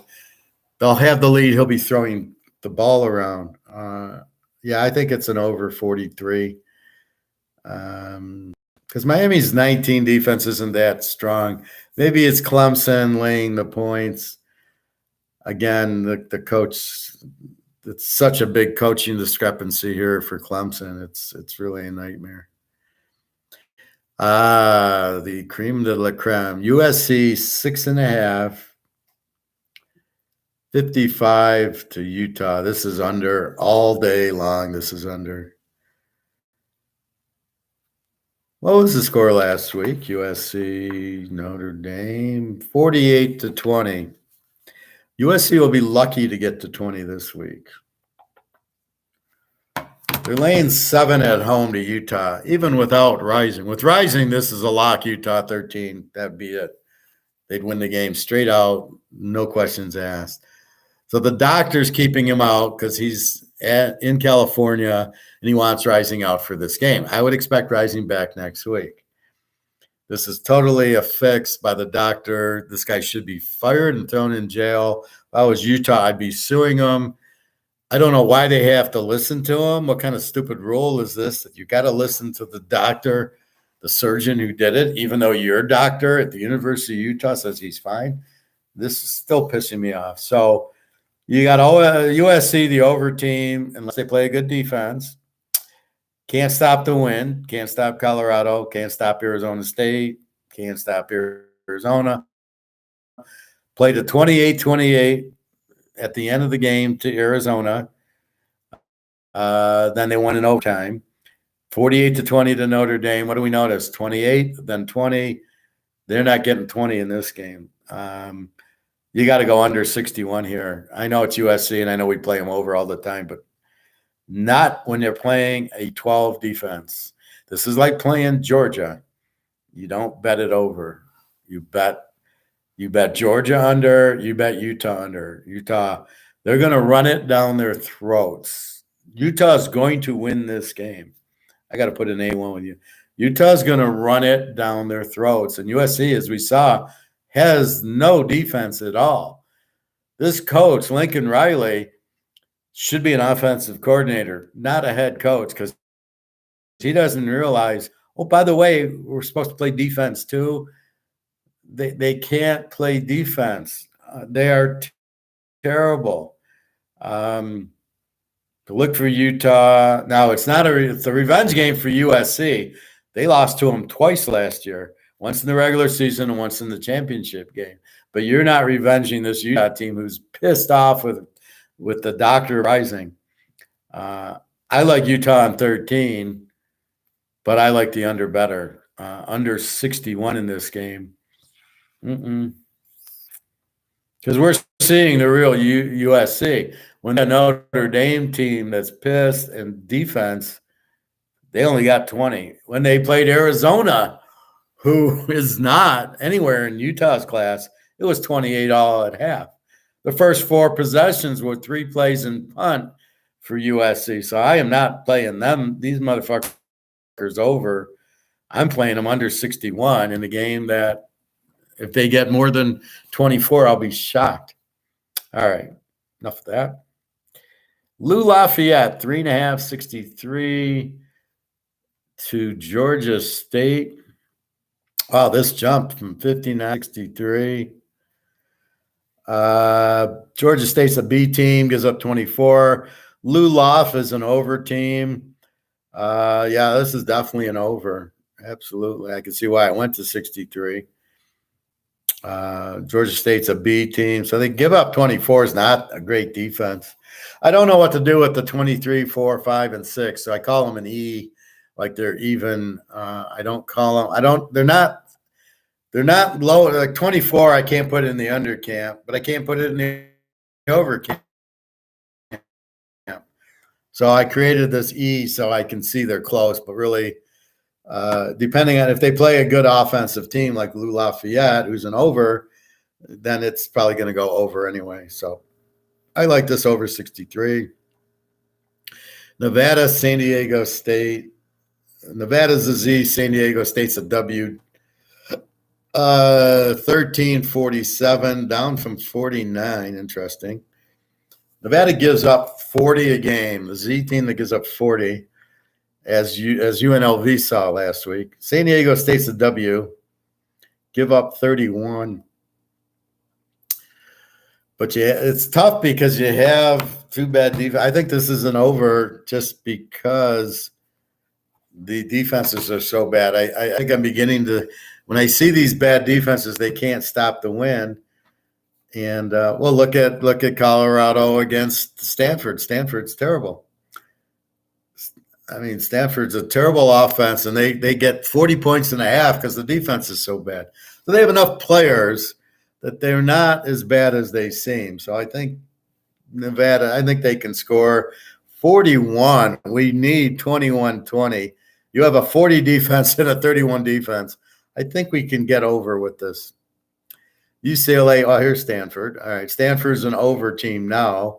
They give up 36. UCLA's an A team, gives up 16. Had a struggle with Oogly Boogly in Oregon State. This league is so hard. Oregon State, Washington State, and then you got Washington, Oregon, and then you got Utah kind of hurt. UCLA's hurt because they got the new quarterback in, and then USC with the no defense. So this side's not as strong. UCLA's 17 and 54. This game's at Stanford.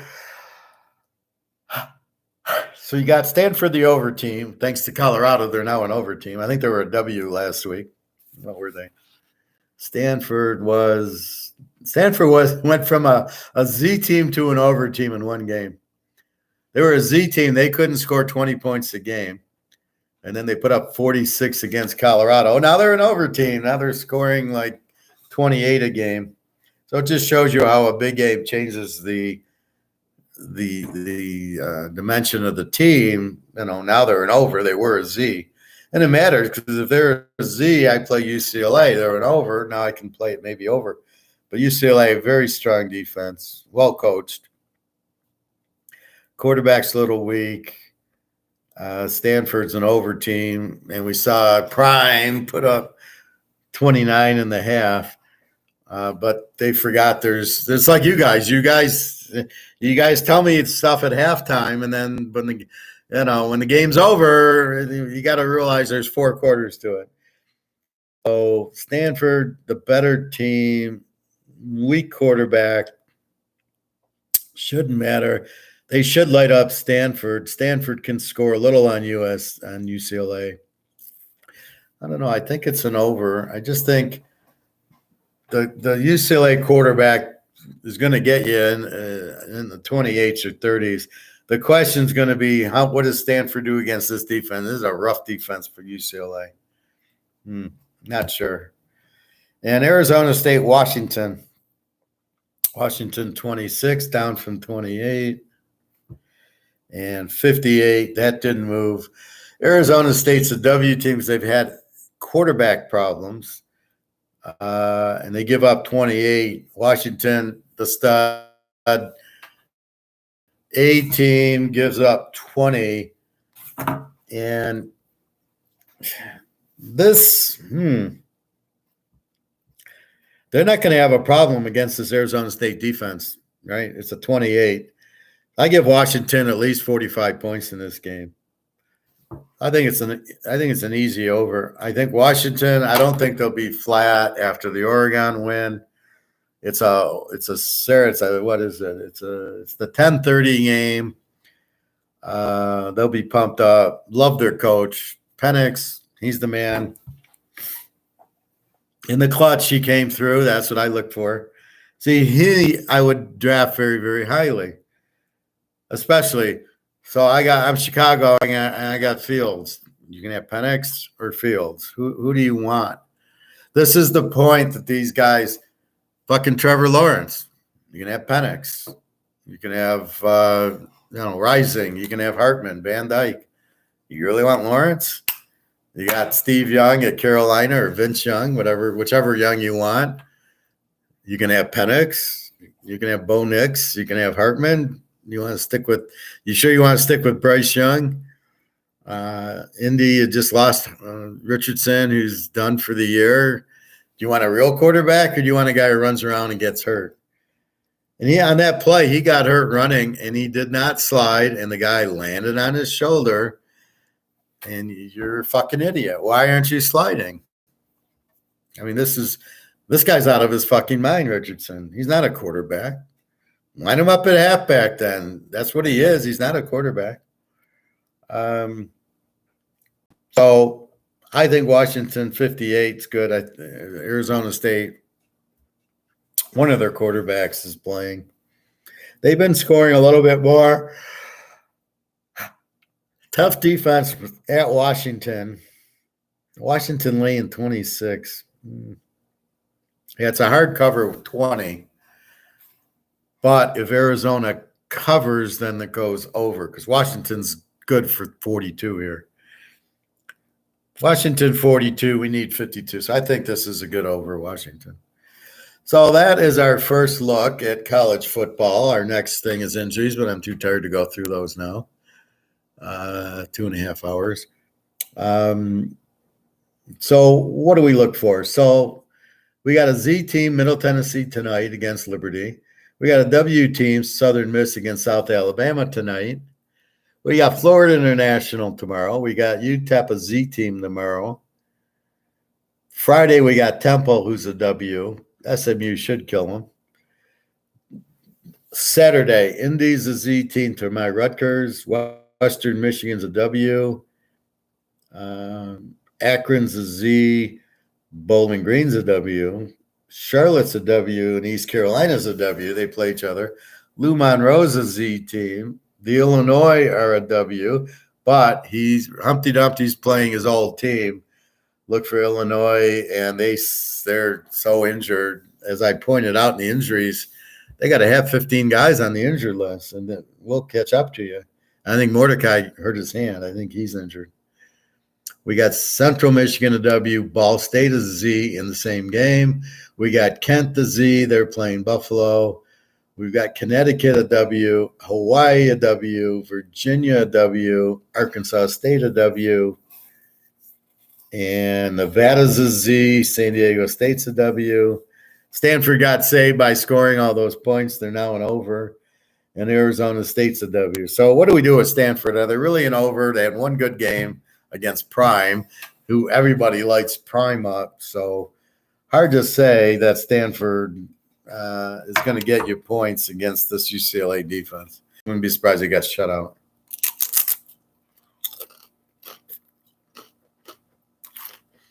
And Arizona State, I don't think it's a W. Statistically, they are, but they've been playing better. If they get their quarterbacks back, they're a much better team.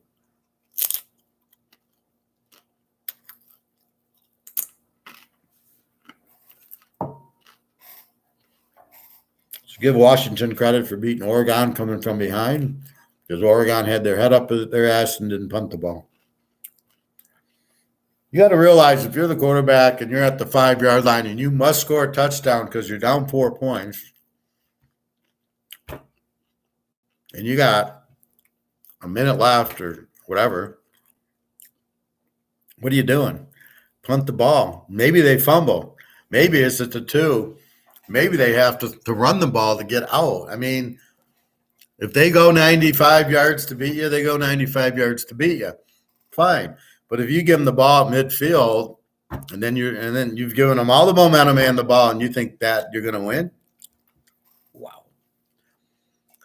Washington was totally depressed, or Oregon was totally depressed after that move. And that's what they're not realizing. These let's go forward on fourth, like it's an automatic. We're always going to get it. So stupid. Big game. So that's that. Let's see if we have overs and overs or unders and unders. Rice Tulsa's over versus over. That is Thursday night.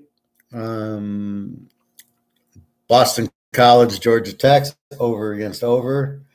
BC, Georgia Tech over and over. We've got Penn State, Ohio State, A versus A, an 8 versus a 10 defensively. We've got Mississippi State, Arkansas is an O versus O. Arkansas State's defense gives up 25. That's close to an O versus O against old Mississippi State.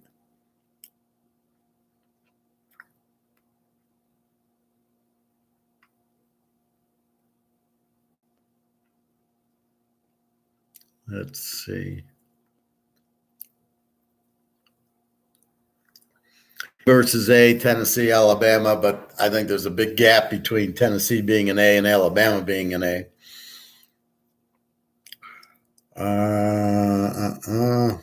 Toledo, Miami of Ohio, A versus A.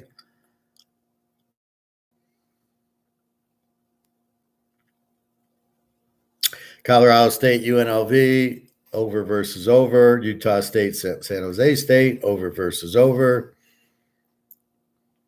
A versus A, Duke, Florida State. A versus A, Clemson, Miami. Miami's a home dog with the stupidest coach in the world. I hate stupidity, as you can tell. That's it. So you got Penn State, Ohio State. You got Alabama, Tennessee. We got Duke, Florida State. Michigan, Michigan State. USC, Utah.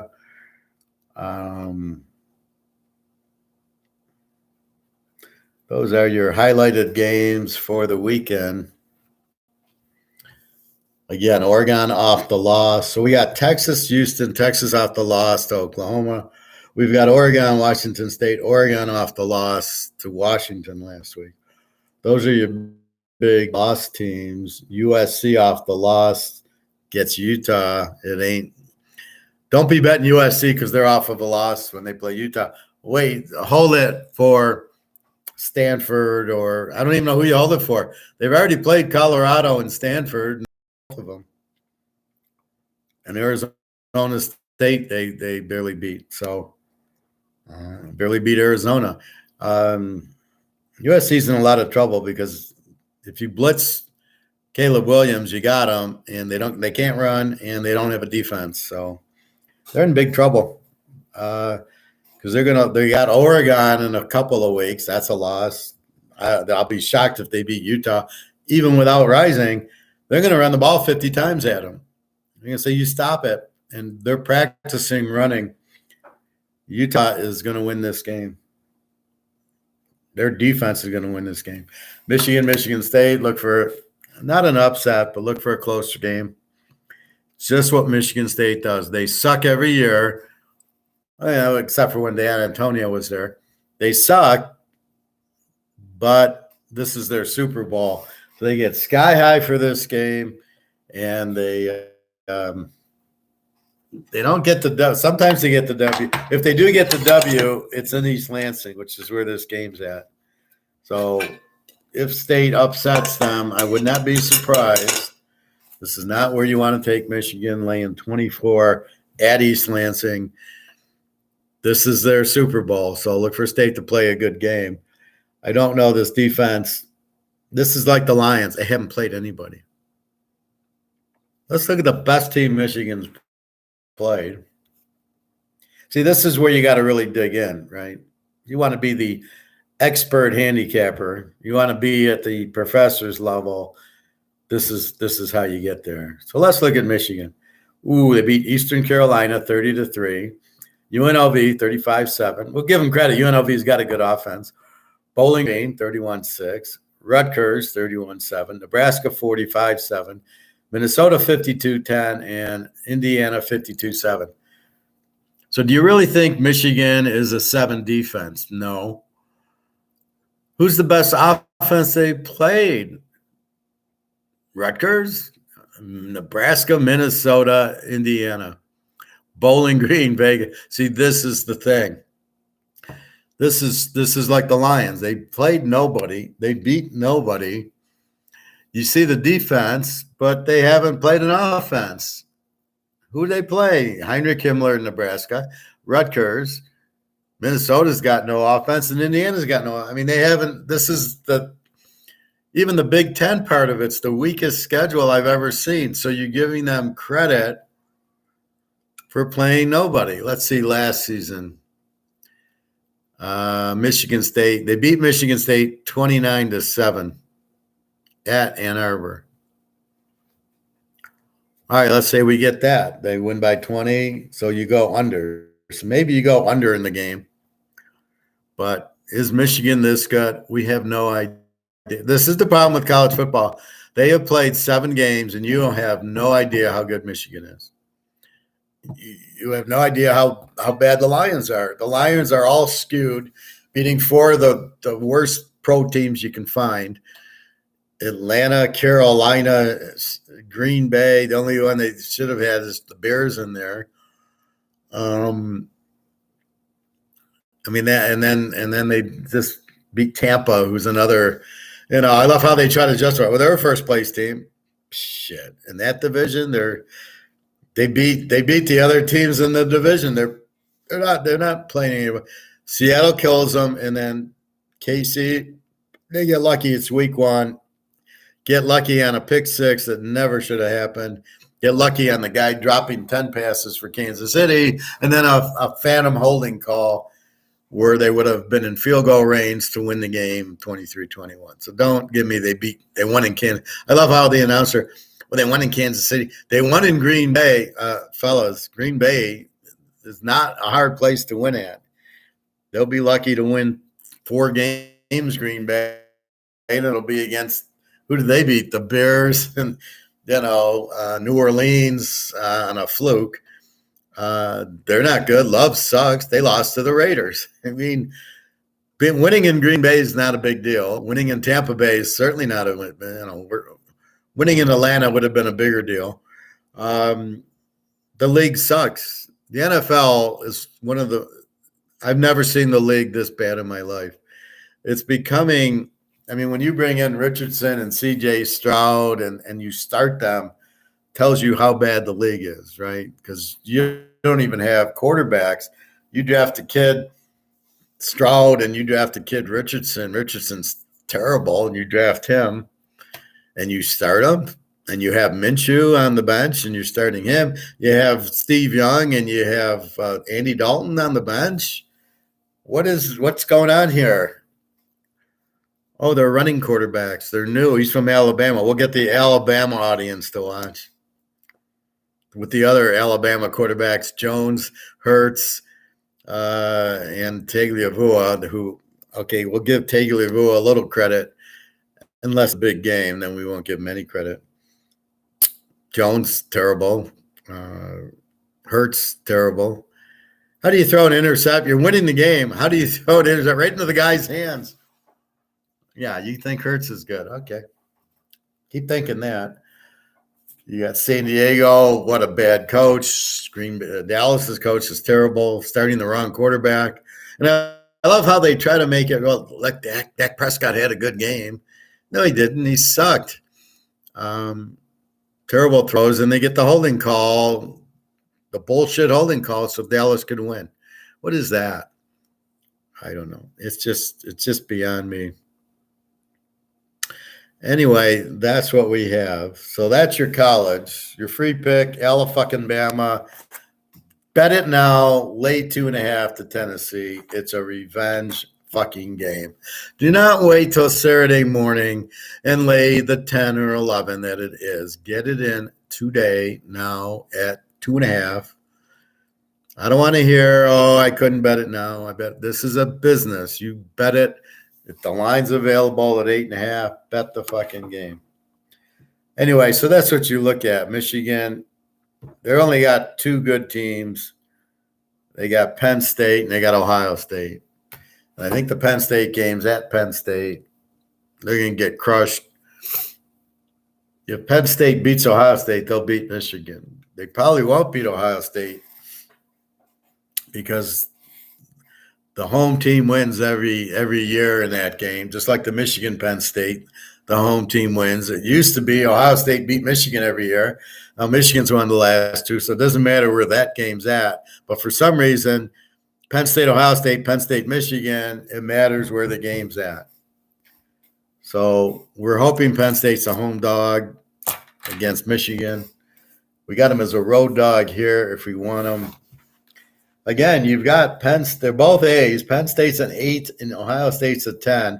And after watching the luscious Ohio State Notre Dame game, thinking Hartman was going to actually light them up, this has got to be the under of life. 47-53.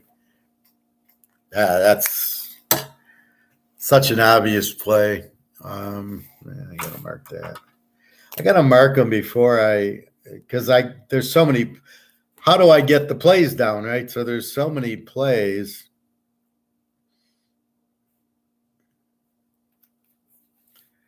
There's so many good plays we have that at least if I mark them, I can eliminate some of these.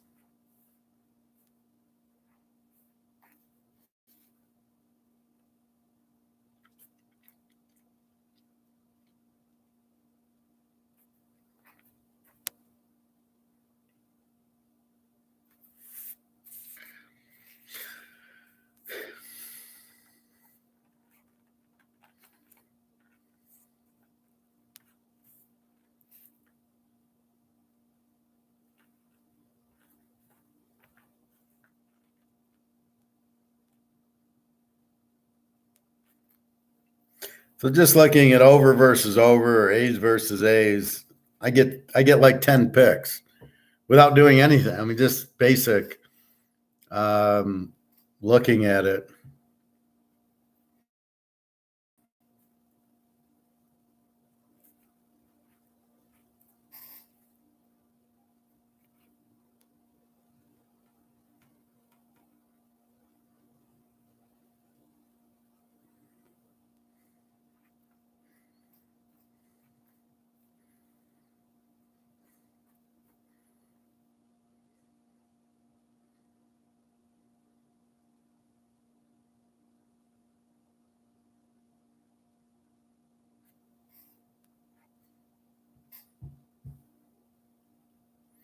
See, then the hardest part's elimination.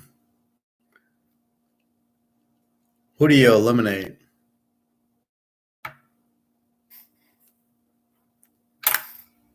But this is where I'm getting familiar with this week's games, right? So we had last week's games. So you got to read them a few times. It's like studying for a test. First time you look at it, okay. And then the second time, now you start going, okay, yeah, that's the play. Okay. Yeah, and then you start seeing the plays.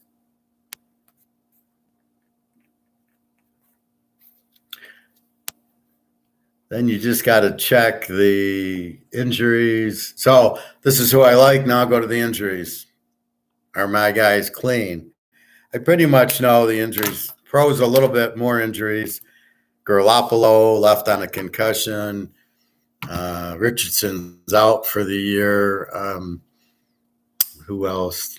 Fields is out for a couple of months. Who's their backup? Who is Chicago's backup? Let's see if we can figure it out from week one. So week one, I put all their preseason, their three. Let's see, the Bears. They have Fields and Walker. I don't know. But if it's P.J. Walker, he's on another team already. So I don't know who the Bears have. O'Connell for Oakland, if Garoppolo's out. Trevor Lawrence is injured. He's questionable, but he's injured, and they got to play Thursday. And they play. They're gonna play New Orleans. Oof.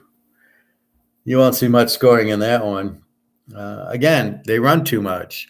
They keep getting hurt running. The only one that should be hurt that isn't is Josh Allen. He's the dumbest guy I've ever seen because he won't slide.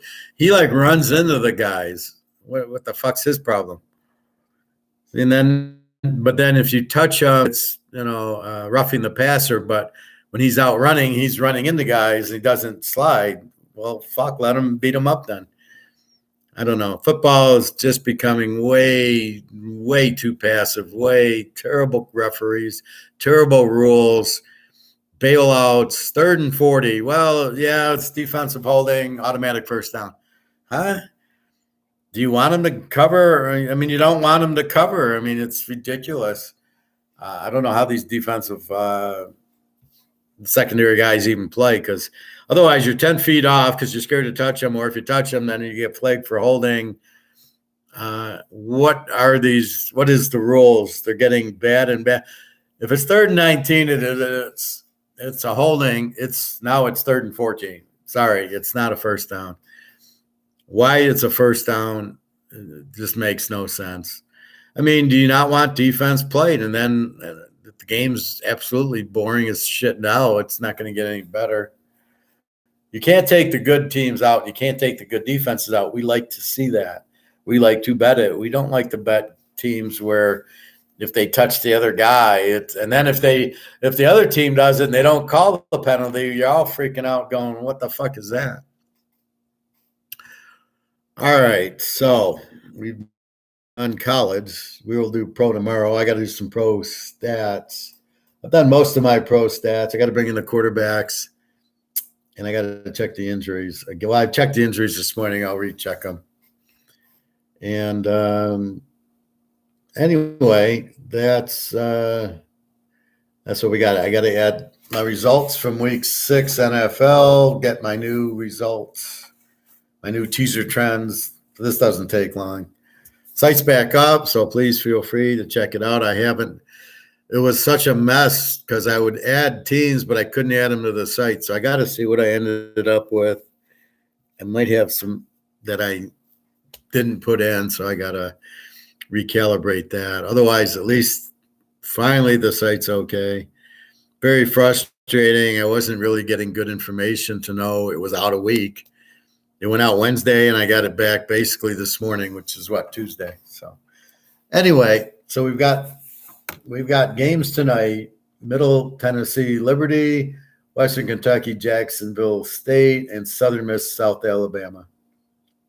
So you've got a Z team in Middle Tennessee against Liberty, and you got a W team, Swiss Miss, going against South Alabama, Southern Miss.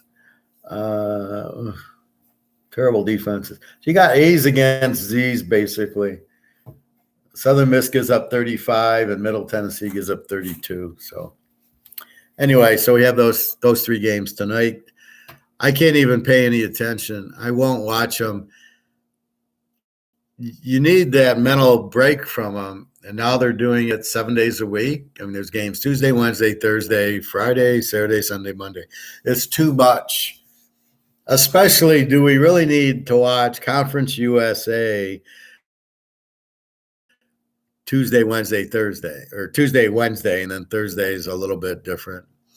Then Friday, you get a Big Ten game and a Pac-10 game. I mean, it's just, I could live with the Friday, but Tuesday, Wednesday, Thursday is ridiculous, especially now. We're only in October. They used to do it like the last couple of weeks with the MAC games.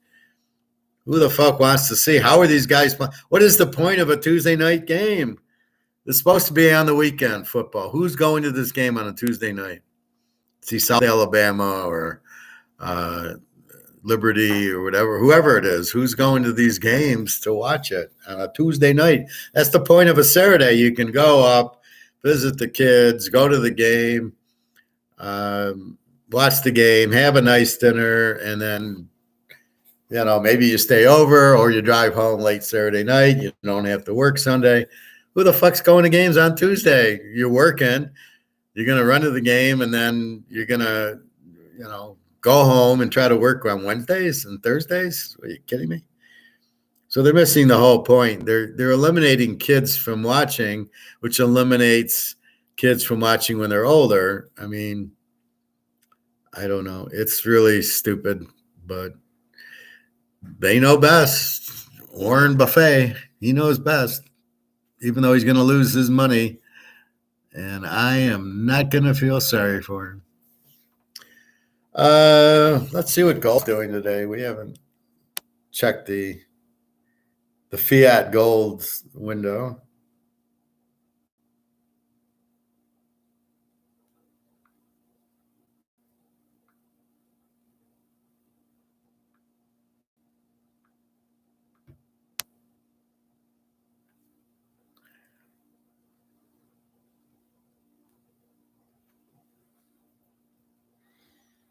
Look at the headline. India unhappy about ditching the U.S. dollar for oil. Really? Then why are you in BRICS? Give me a fucking break. Gold's even today.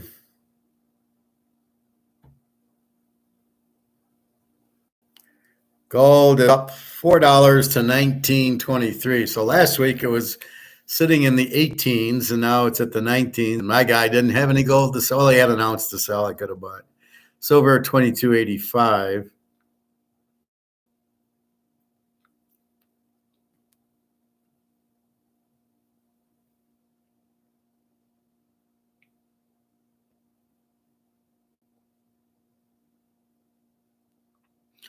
The dollar's 95 to the euro. Let's look at the ruble.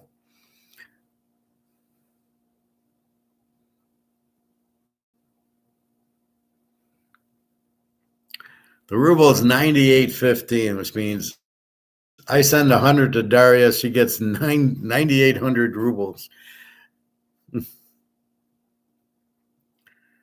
Let's check out. Let's see. The pound, it's 82 cents. Why is the pound worth more than the dollar? I can't figure out that. Polish Zloty, 419. Oh, Romania for Irina, 470. That stayed about 4 for some reason.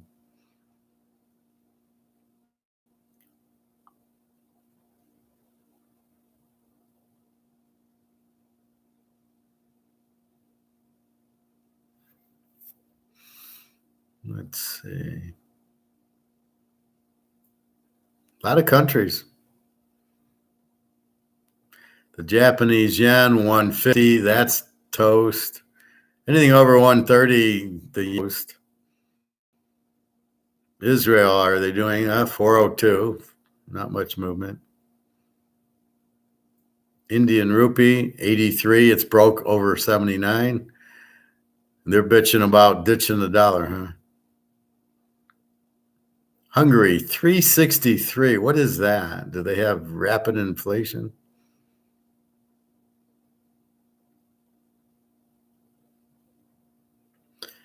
The euro we know is 95. We don't care.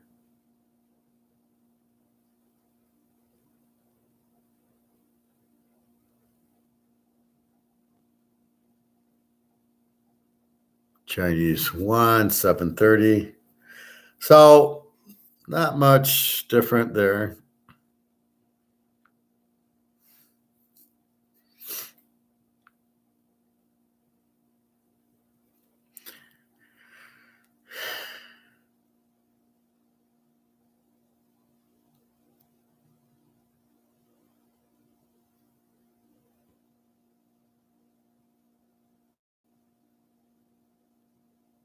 Top 10, this is a fun story.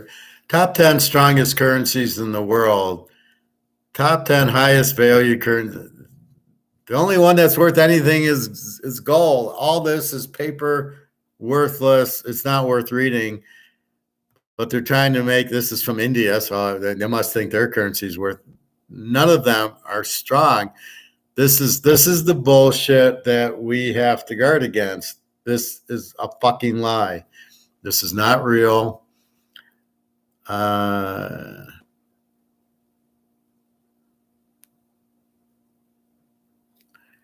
Let's see. The United Nations officially recognizes 180 currencies. Oh, God. Let's see if we can get quickly to the top. Oh, here we go. Kuwait, Bahrain, Omani Rial, Jordanian dinar, Gibraltar pound, British pound, Cayman Island dollar, the Swiss franc, the euro, and the United States dollar. The United States dollar is the world's strongest currency. No, Kuwait's actually the strongest. The U.S. is number 10, I guess. I don't know how to read this. Yeah. So Kuwait's number 1 because they back it by oil, which doesn't mean anything.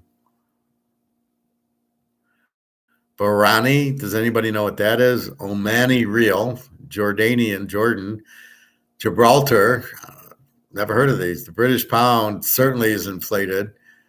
The Cayman Island dollar, I have no idea. The Swiss franc is toast. The euro is toast. So this is complete bullshit. This is the problem. You'll read this and you go, wow, look at the top. And then you realize that it's all fiat bullshit. Do not believe that when you read it. It's got nothing to do. Bobby Bo, you're kind of late. Think you owe me and Eric some silver, don't you, Bobby Bo? By the way, my special guest today is Bobby Bo. He's been helping with the inflation news, Bobby.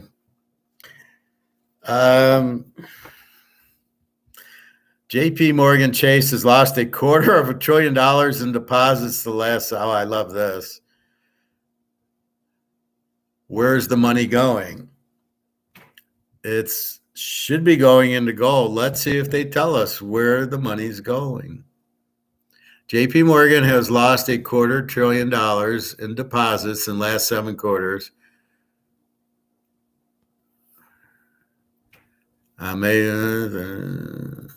So people are pulling their money out of JP Morgan. JP Morgan was already the largest and riskiest bank in the U.S. The sweetheart deal the bank got from the FDIC. Well, they run the FDIC. This is the part that just blows my mind. These people don't understand it. JP Morgan runs the government. They run the Federal Reserve. So, of course, they're getting the sweetheart deal from themselves. Fucking morons. Jesus, these people that write this should all be shot, then sent to the Russian front. So the question the professor's asking, where are they putting their money? It ain't going into gold, but it should go into gold. Okay, so we know they lost a lot in deposits. Where do they go? Why aren't you telling us where these are going? So we don't know. All we know is people are bailing out. My guess is it's probably going into T-bills because they're safe. Because on the Titanic, the whole ship isn't sinking. It's only the people in JP Morgan are sinking. The second deck where the treasury bonds and stocks are, they're not going to sink to the bottom of the ocean. So my guess is it's going into treasury. Good luck on that one as you go to zero.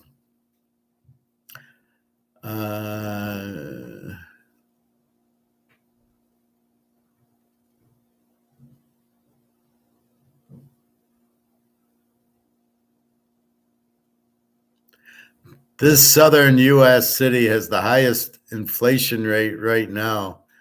Okay, what does that mean? See, they're looking at prices. They don't even understand what inflation is. So they write this bullshit article, and it's fantasy because they don't even know what inflation is. It's not prices. How do you have the highest inflation rate? That means you're looking at prices. It's got nothing to do with that. You're printing the money. The whole U.S. is all the same. Inflation, the dollar's worth less, period. It's all the cities. It's 20% for every city. If they have their own taxes, that's their problem.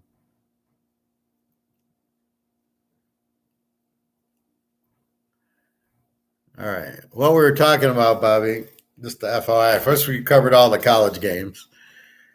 And your Colorado, we did take LSU over the Army by 30.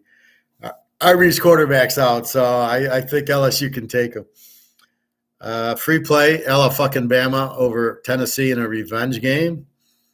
Only laying 8.5. Bet it in now at 2.5. Do not wait till it goes to 10 and you're crying because you're laying 4. If you bet it now, lay the 2.5. I didn't see injuries on Alabama, Tennessee. This Milton is not very good from Michigan, so Alabama's going to have a field day. This will make the A&M game look like a high school game. So my friend asked me the question, if I got money, but I shouldn't spend it, what do I do with it? And I'm trying to explain to him, if you get rid of this for gold, you're not spending the money, right? So if you have $25,000 of this and you buy $25,000 worth of gold, like Luke did with his stock, Luke didn't sell his stock. He traded his stock for gold. He's in a better position than he was in. Stock can go down, the gold can't. And that's what I'm warning him. The stock will go down because when they pull their stock, it drops. Gold can't drop, not physical. So I told him, when you trade this, so you take, your friend gave you money, you take 25 grand and you buy gold with it, you're not spending it.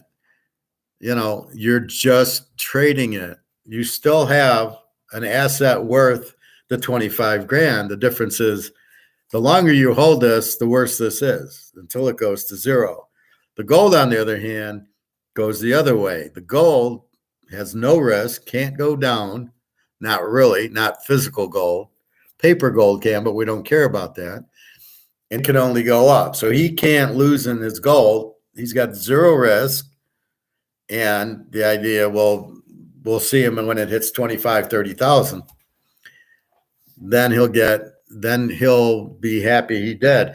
But if you stay in, you got to understand, if you stay in dollars, it's going to zero. You're going to lose 100% for sure. That there's no doubt that dollar is going to zero. We don't know the exact time, and the U.S. is screaming to keep it, and that's why they created this war here, and they're begging India not to go on the gold, and let them get out of BRICS. We don't need them in BRICS. We got Russia and China in BRICS. That's all we need. You're not fucking with those two. And so the gold will go up with the physical price. The oil's already being priced in gold, and they're fucked. Why India doesn't want to pay for oil with gold, because they what does that article say? India unhappy about ditching the U.S. dollar for oil. Well, you don't have a choice. Do you have oil, India? No. Well, they're not. They might not be happy, but if you want oil, you're going to pay. If you want Russian oil, you're using gold, or Saudi oil. You got to pay for it in gold. So I don't know. See, that's the U.S. playing their little games. Oh, we can't get out of the dollar. We're going to blow up when everybody starts going gold-backed currency. We're fucked, and we know we're fucked. See, this is the problem. They know they're fucked if everybody starts going to gold, and yet they don't buy gold on their own. So it makes no sense. If you know the gold will kill you, why don't you buy gold to back your currency is the only way to keep it, because you don't want to save it. You want it to blow up, but you don't need to blow it up to do CBDCs, which you won't do. But you don't need to blow up the dollar to do CBDCs. Just introduce CBDCs like they introduced Bitcoin. You're never going to get everybody in them because it's not going to exist, because it won't work. Bobby Bo, sorry, just been dealing with some BS today. That's okay, Bobby. I just teasing. The neighbor randomly rang my bell and said there's a link coming from a link. What's a link? A stink? A leak. I am not a plumber and see no water, so not sure what's going on. Well, they're obviously communists. They want your water. That's how I read it. I mean, how can they say there's a leak if you can't see the leak? Okay, show me where the leak is. They can't show you the leak, then what the fuck are they talking about? I'd lay the rock bottom on them and just lay them out. Maybe a figure four to just get them to run home. But yeah, I said that in the pool today. Some guy said hi to me, and I was like, I thought to myself, why should I answer? I don't. There's nothing I'm going to get out of a conversation with this old man, right? What can he tell me? Go buy gold? Yeah. He's a Keynesian. I don't want to hear it. He's a communist. I don't want to hear it. I'm in stocks. I don't want to hear it. He's a Lion fan. I don't want to hear it. What is this guy going to possibly tell me that's going to educate me? Nothing. So why even waste time talking to him? And I know you'd appreciate it being an INFJ. Why do we want to hear the bullshit of this guy in the pool who's 80 years old, who I don't know, I've never met him, and I don't really give a fuck? So I just kind of said, I kind of just said, hey, and just kept my eyes forward running in the pool. I was just starting my lap. And then he got out shortly after, and I was like, good, get him out of here. I'm not there to talk to old guys. Hot young girls, yes. Old guys, no. So I was like, why bother the conversation? Where is it, as you would say, Bobby, where is it going? Where are we going to go? What, are we going to be friends? I mean, I don't think so. Are you a hot young Russian girl? I don't think so. So why would I talk to you? There's no point in talking to you. You're not going to teach me anything at all. There's nothing you could tell me that you could teach me. So that's my point. And at worst case, he's a communist. He voted for FDR. He was like a 70-year-old or whatever. Anyways, that's what we were talking about. Again, if you trade your failing currency that's going to zero for gold, which is going to 50,000, then how is it a bad thing? And you're not spending your money. I always go through that. I got 50, now I got 56 ounces of gold, and I keep thinking I'm poor. I don't have any money because I don't want to trade it in at 2,000 an ounce. So all my money's tied up in that, except for my little buffer in my safe that I have if I need something, like if I go on a trip or something. So that's where I'm at with it. So the last thing I want to do is cash in some gold cheaply. So so you kind of think you're poor, but you go to the financial. I have a little budget thing, and it says this is how much I got in the bank. This is how much gold I have, how much silver I have. I got $6,000 still in E-Trade, and I got this, which I don't count with my coins.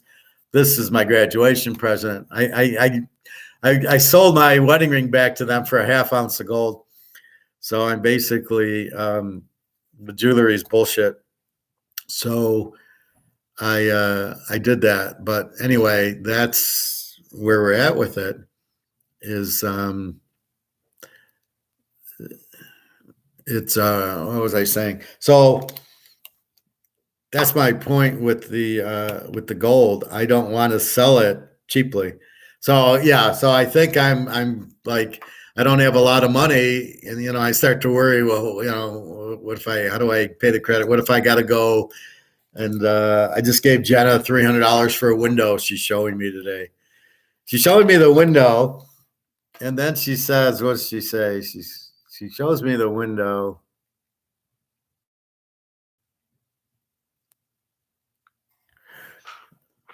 So this is the window she put in. So this is coming to you from the Ukraine. So I bought her all that, I guess. And then she says, so that's the Ukraine, guys. That's an apartment in the Ukraine. She said, still need to make slopes for the windows, but only later. There is no money. What is the slope for the window? Anybody help me on that one? But then she says, but there's no money, but she doesn't say how much. So she's waiting for me to say, how much more do you need for the slopes? And why didn't you tell me about it in the beginning? So I assume her windows are in, and now she can have a warm winter in the Ukraine.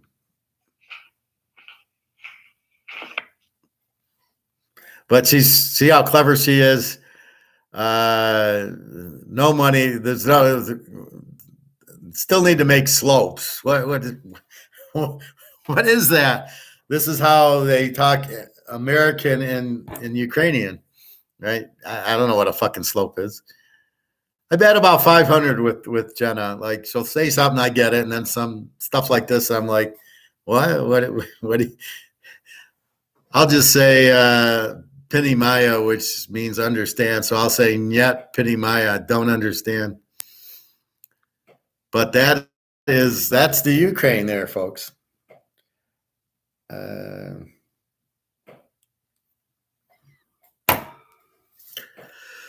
So she's got a window. So I need money for that kind of stuff. And if we ever meet, I don't even know where to go on a vacation now. I mean, with this war in Israel, can we go to Greece?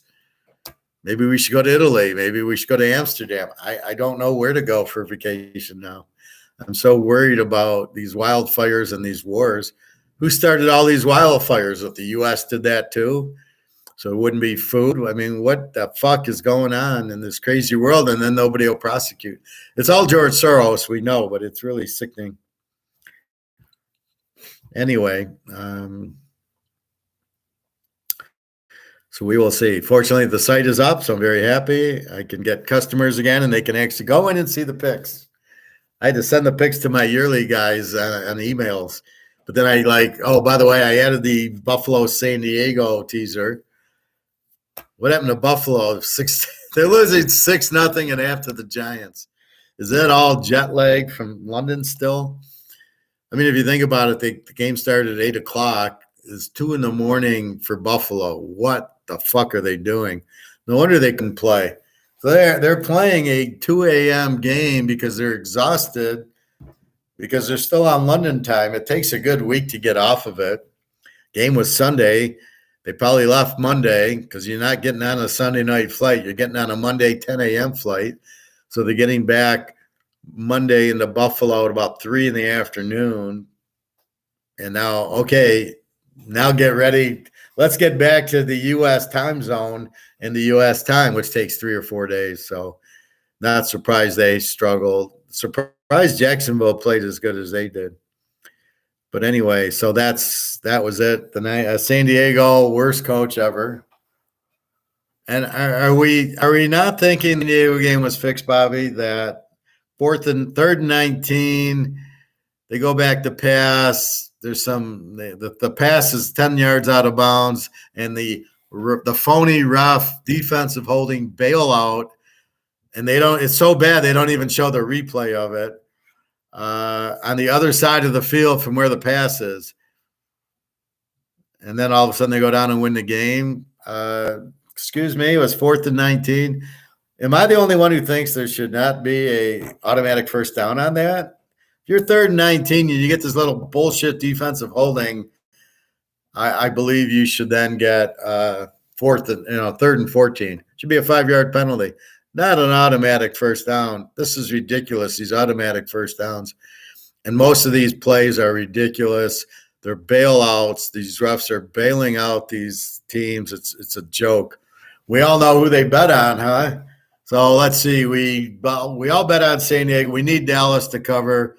Okay, throw one of those holding penalties on this drive to keep the drive going. Oh, he kicked a field goal. Oh, they won. Oh, I'm shocked.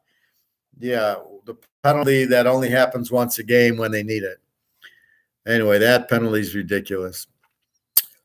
Anyway, so we went through college. There's 3 games tonight. Again, Liberty 14 over Middle Tennessee State. We got Western Kentucky 7 over Jacksonville State. And South Alabama 17 over Southern Miss.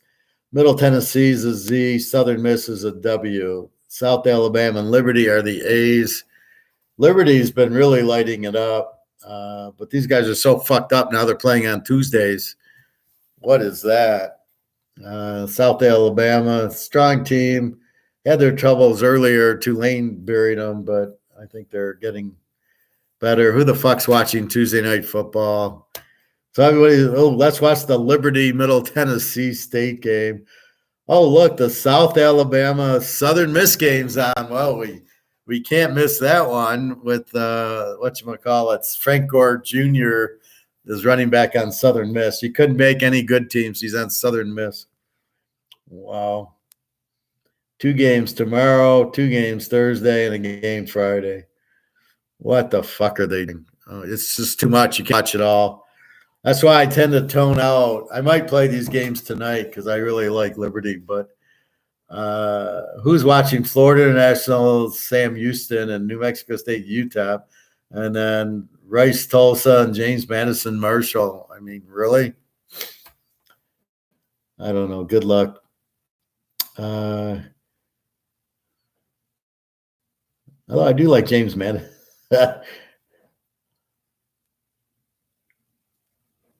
Yeah, we'll maybe take a smoke. But every time I play these games, I lose because they're all fucked because they're Tuesdays and Wednesdays and Thursdays, and you're not getting the regular Saturday that you get. But a lot of interesting games, Bobby Bo. Alabama's the free one. Duke, Florida State. LSU gets the Army. USC. I'm calling the Utah upset right now, even without rising. Oregon in a after a loss to Washington State. Texas, after a loss, gets Houston. Oklahoma.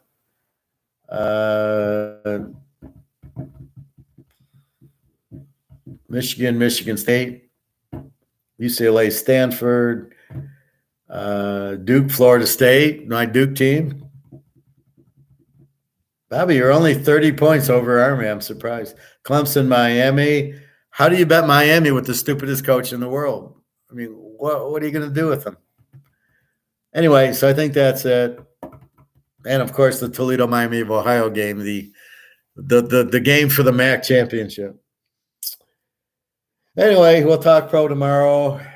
That's what's going on. So if you are worried about, oh, my God, I don't want to spend my money If you're buying gold, you're not spending your money. It's a trade this for the gold. You still have 25. Well, actually, you have more. If I have 25,000 of this, I can buy 12 ounces. Let's say 24,000. So you sell this, you get 12 ounces at 2,000 an ounce. 12 ounces of gold worth 24. Look ahead 3 months. This is now worth 20,000, and this is now worth 30,000. So it's not an investment. You're just transferring your money. This is going to grow. This is going to be 12,000 times 50. This will be worth 600,000. This will be worth zero. Tell me the risk. Tell me that you're spending your money. You're not. You're not getting chocolate cream pie and going bowling and buying shirts and hats with it. You're not spending this. You're trading it for gold, which is the smartest thing you could have done in your life. It'll turn you into a millionaire instead of keeping the money, instead of being broke, right? That's how you have to think. That's how easy it is. Buy some silver too. It's cheap. You won't be a millionaire on it, but you'll be pretty rich. Anyway, yeah, next time that guy comes by, you give him the rock bottom and say, show me where we're seeing this leak. I mean, if there is one, show me. Or at least you should feel the water problem, right? You should feel the ground wet. So I'm not smelling what they're cooking, Bobby. Let's put it that way. If you can't find water out there, what the fuck are they talking about?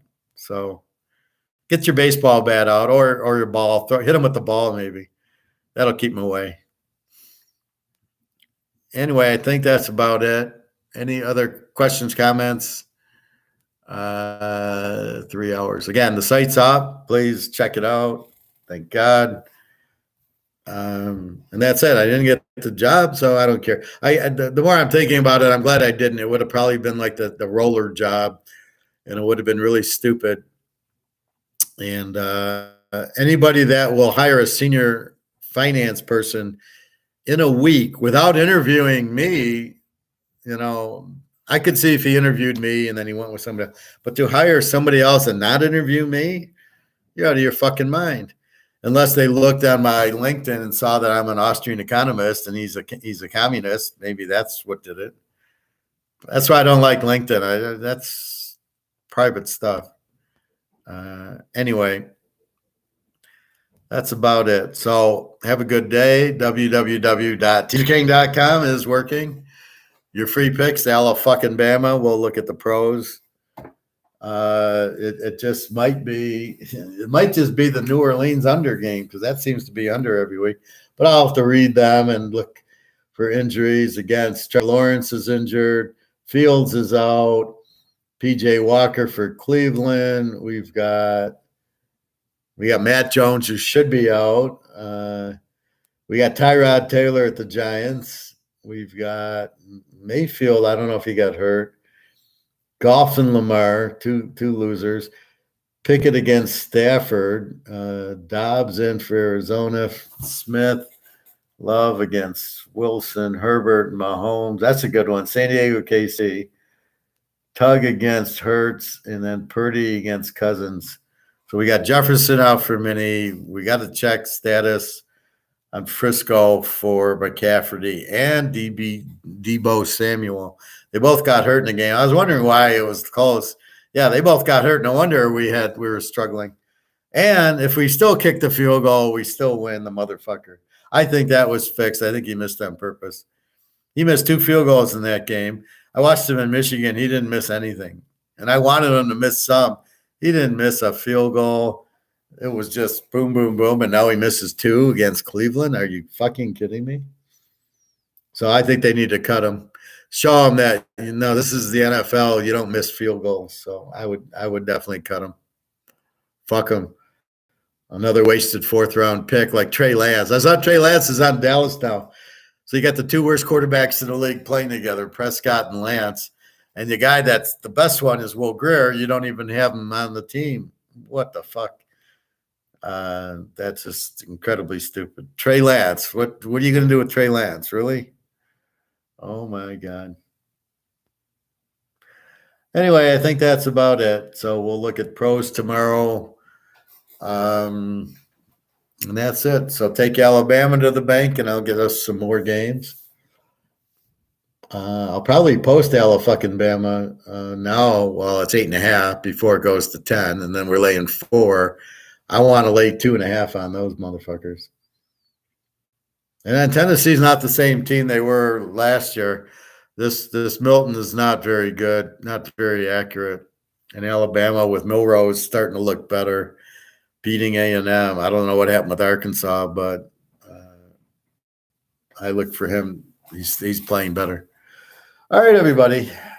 Have a nice day.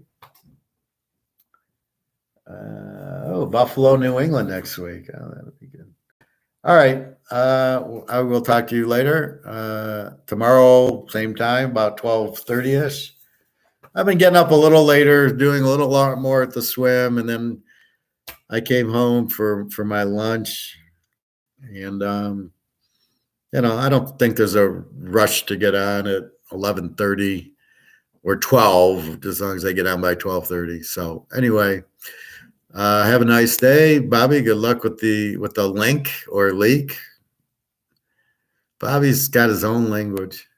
All right, let's get gold up. Let's get silver up. And again, if you sell your paper, if you sell your Titanic for gold, you're not spending the money. It's not spent. It's fine. You just transferred it. You have an asset worth a lot more money than what you just sold because it's going to go up. So anyway, all right. Have a nice day, everybody.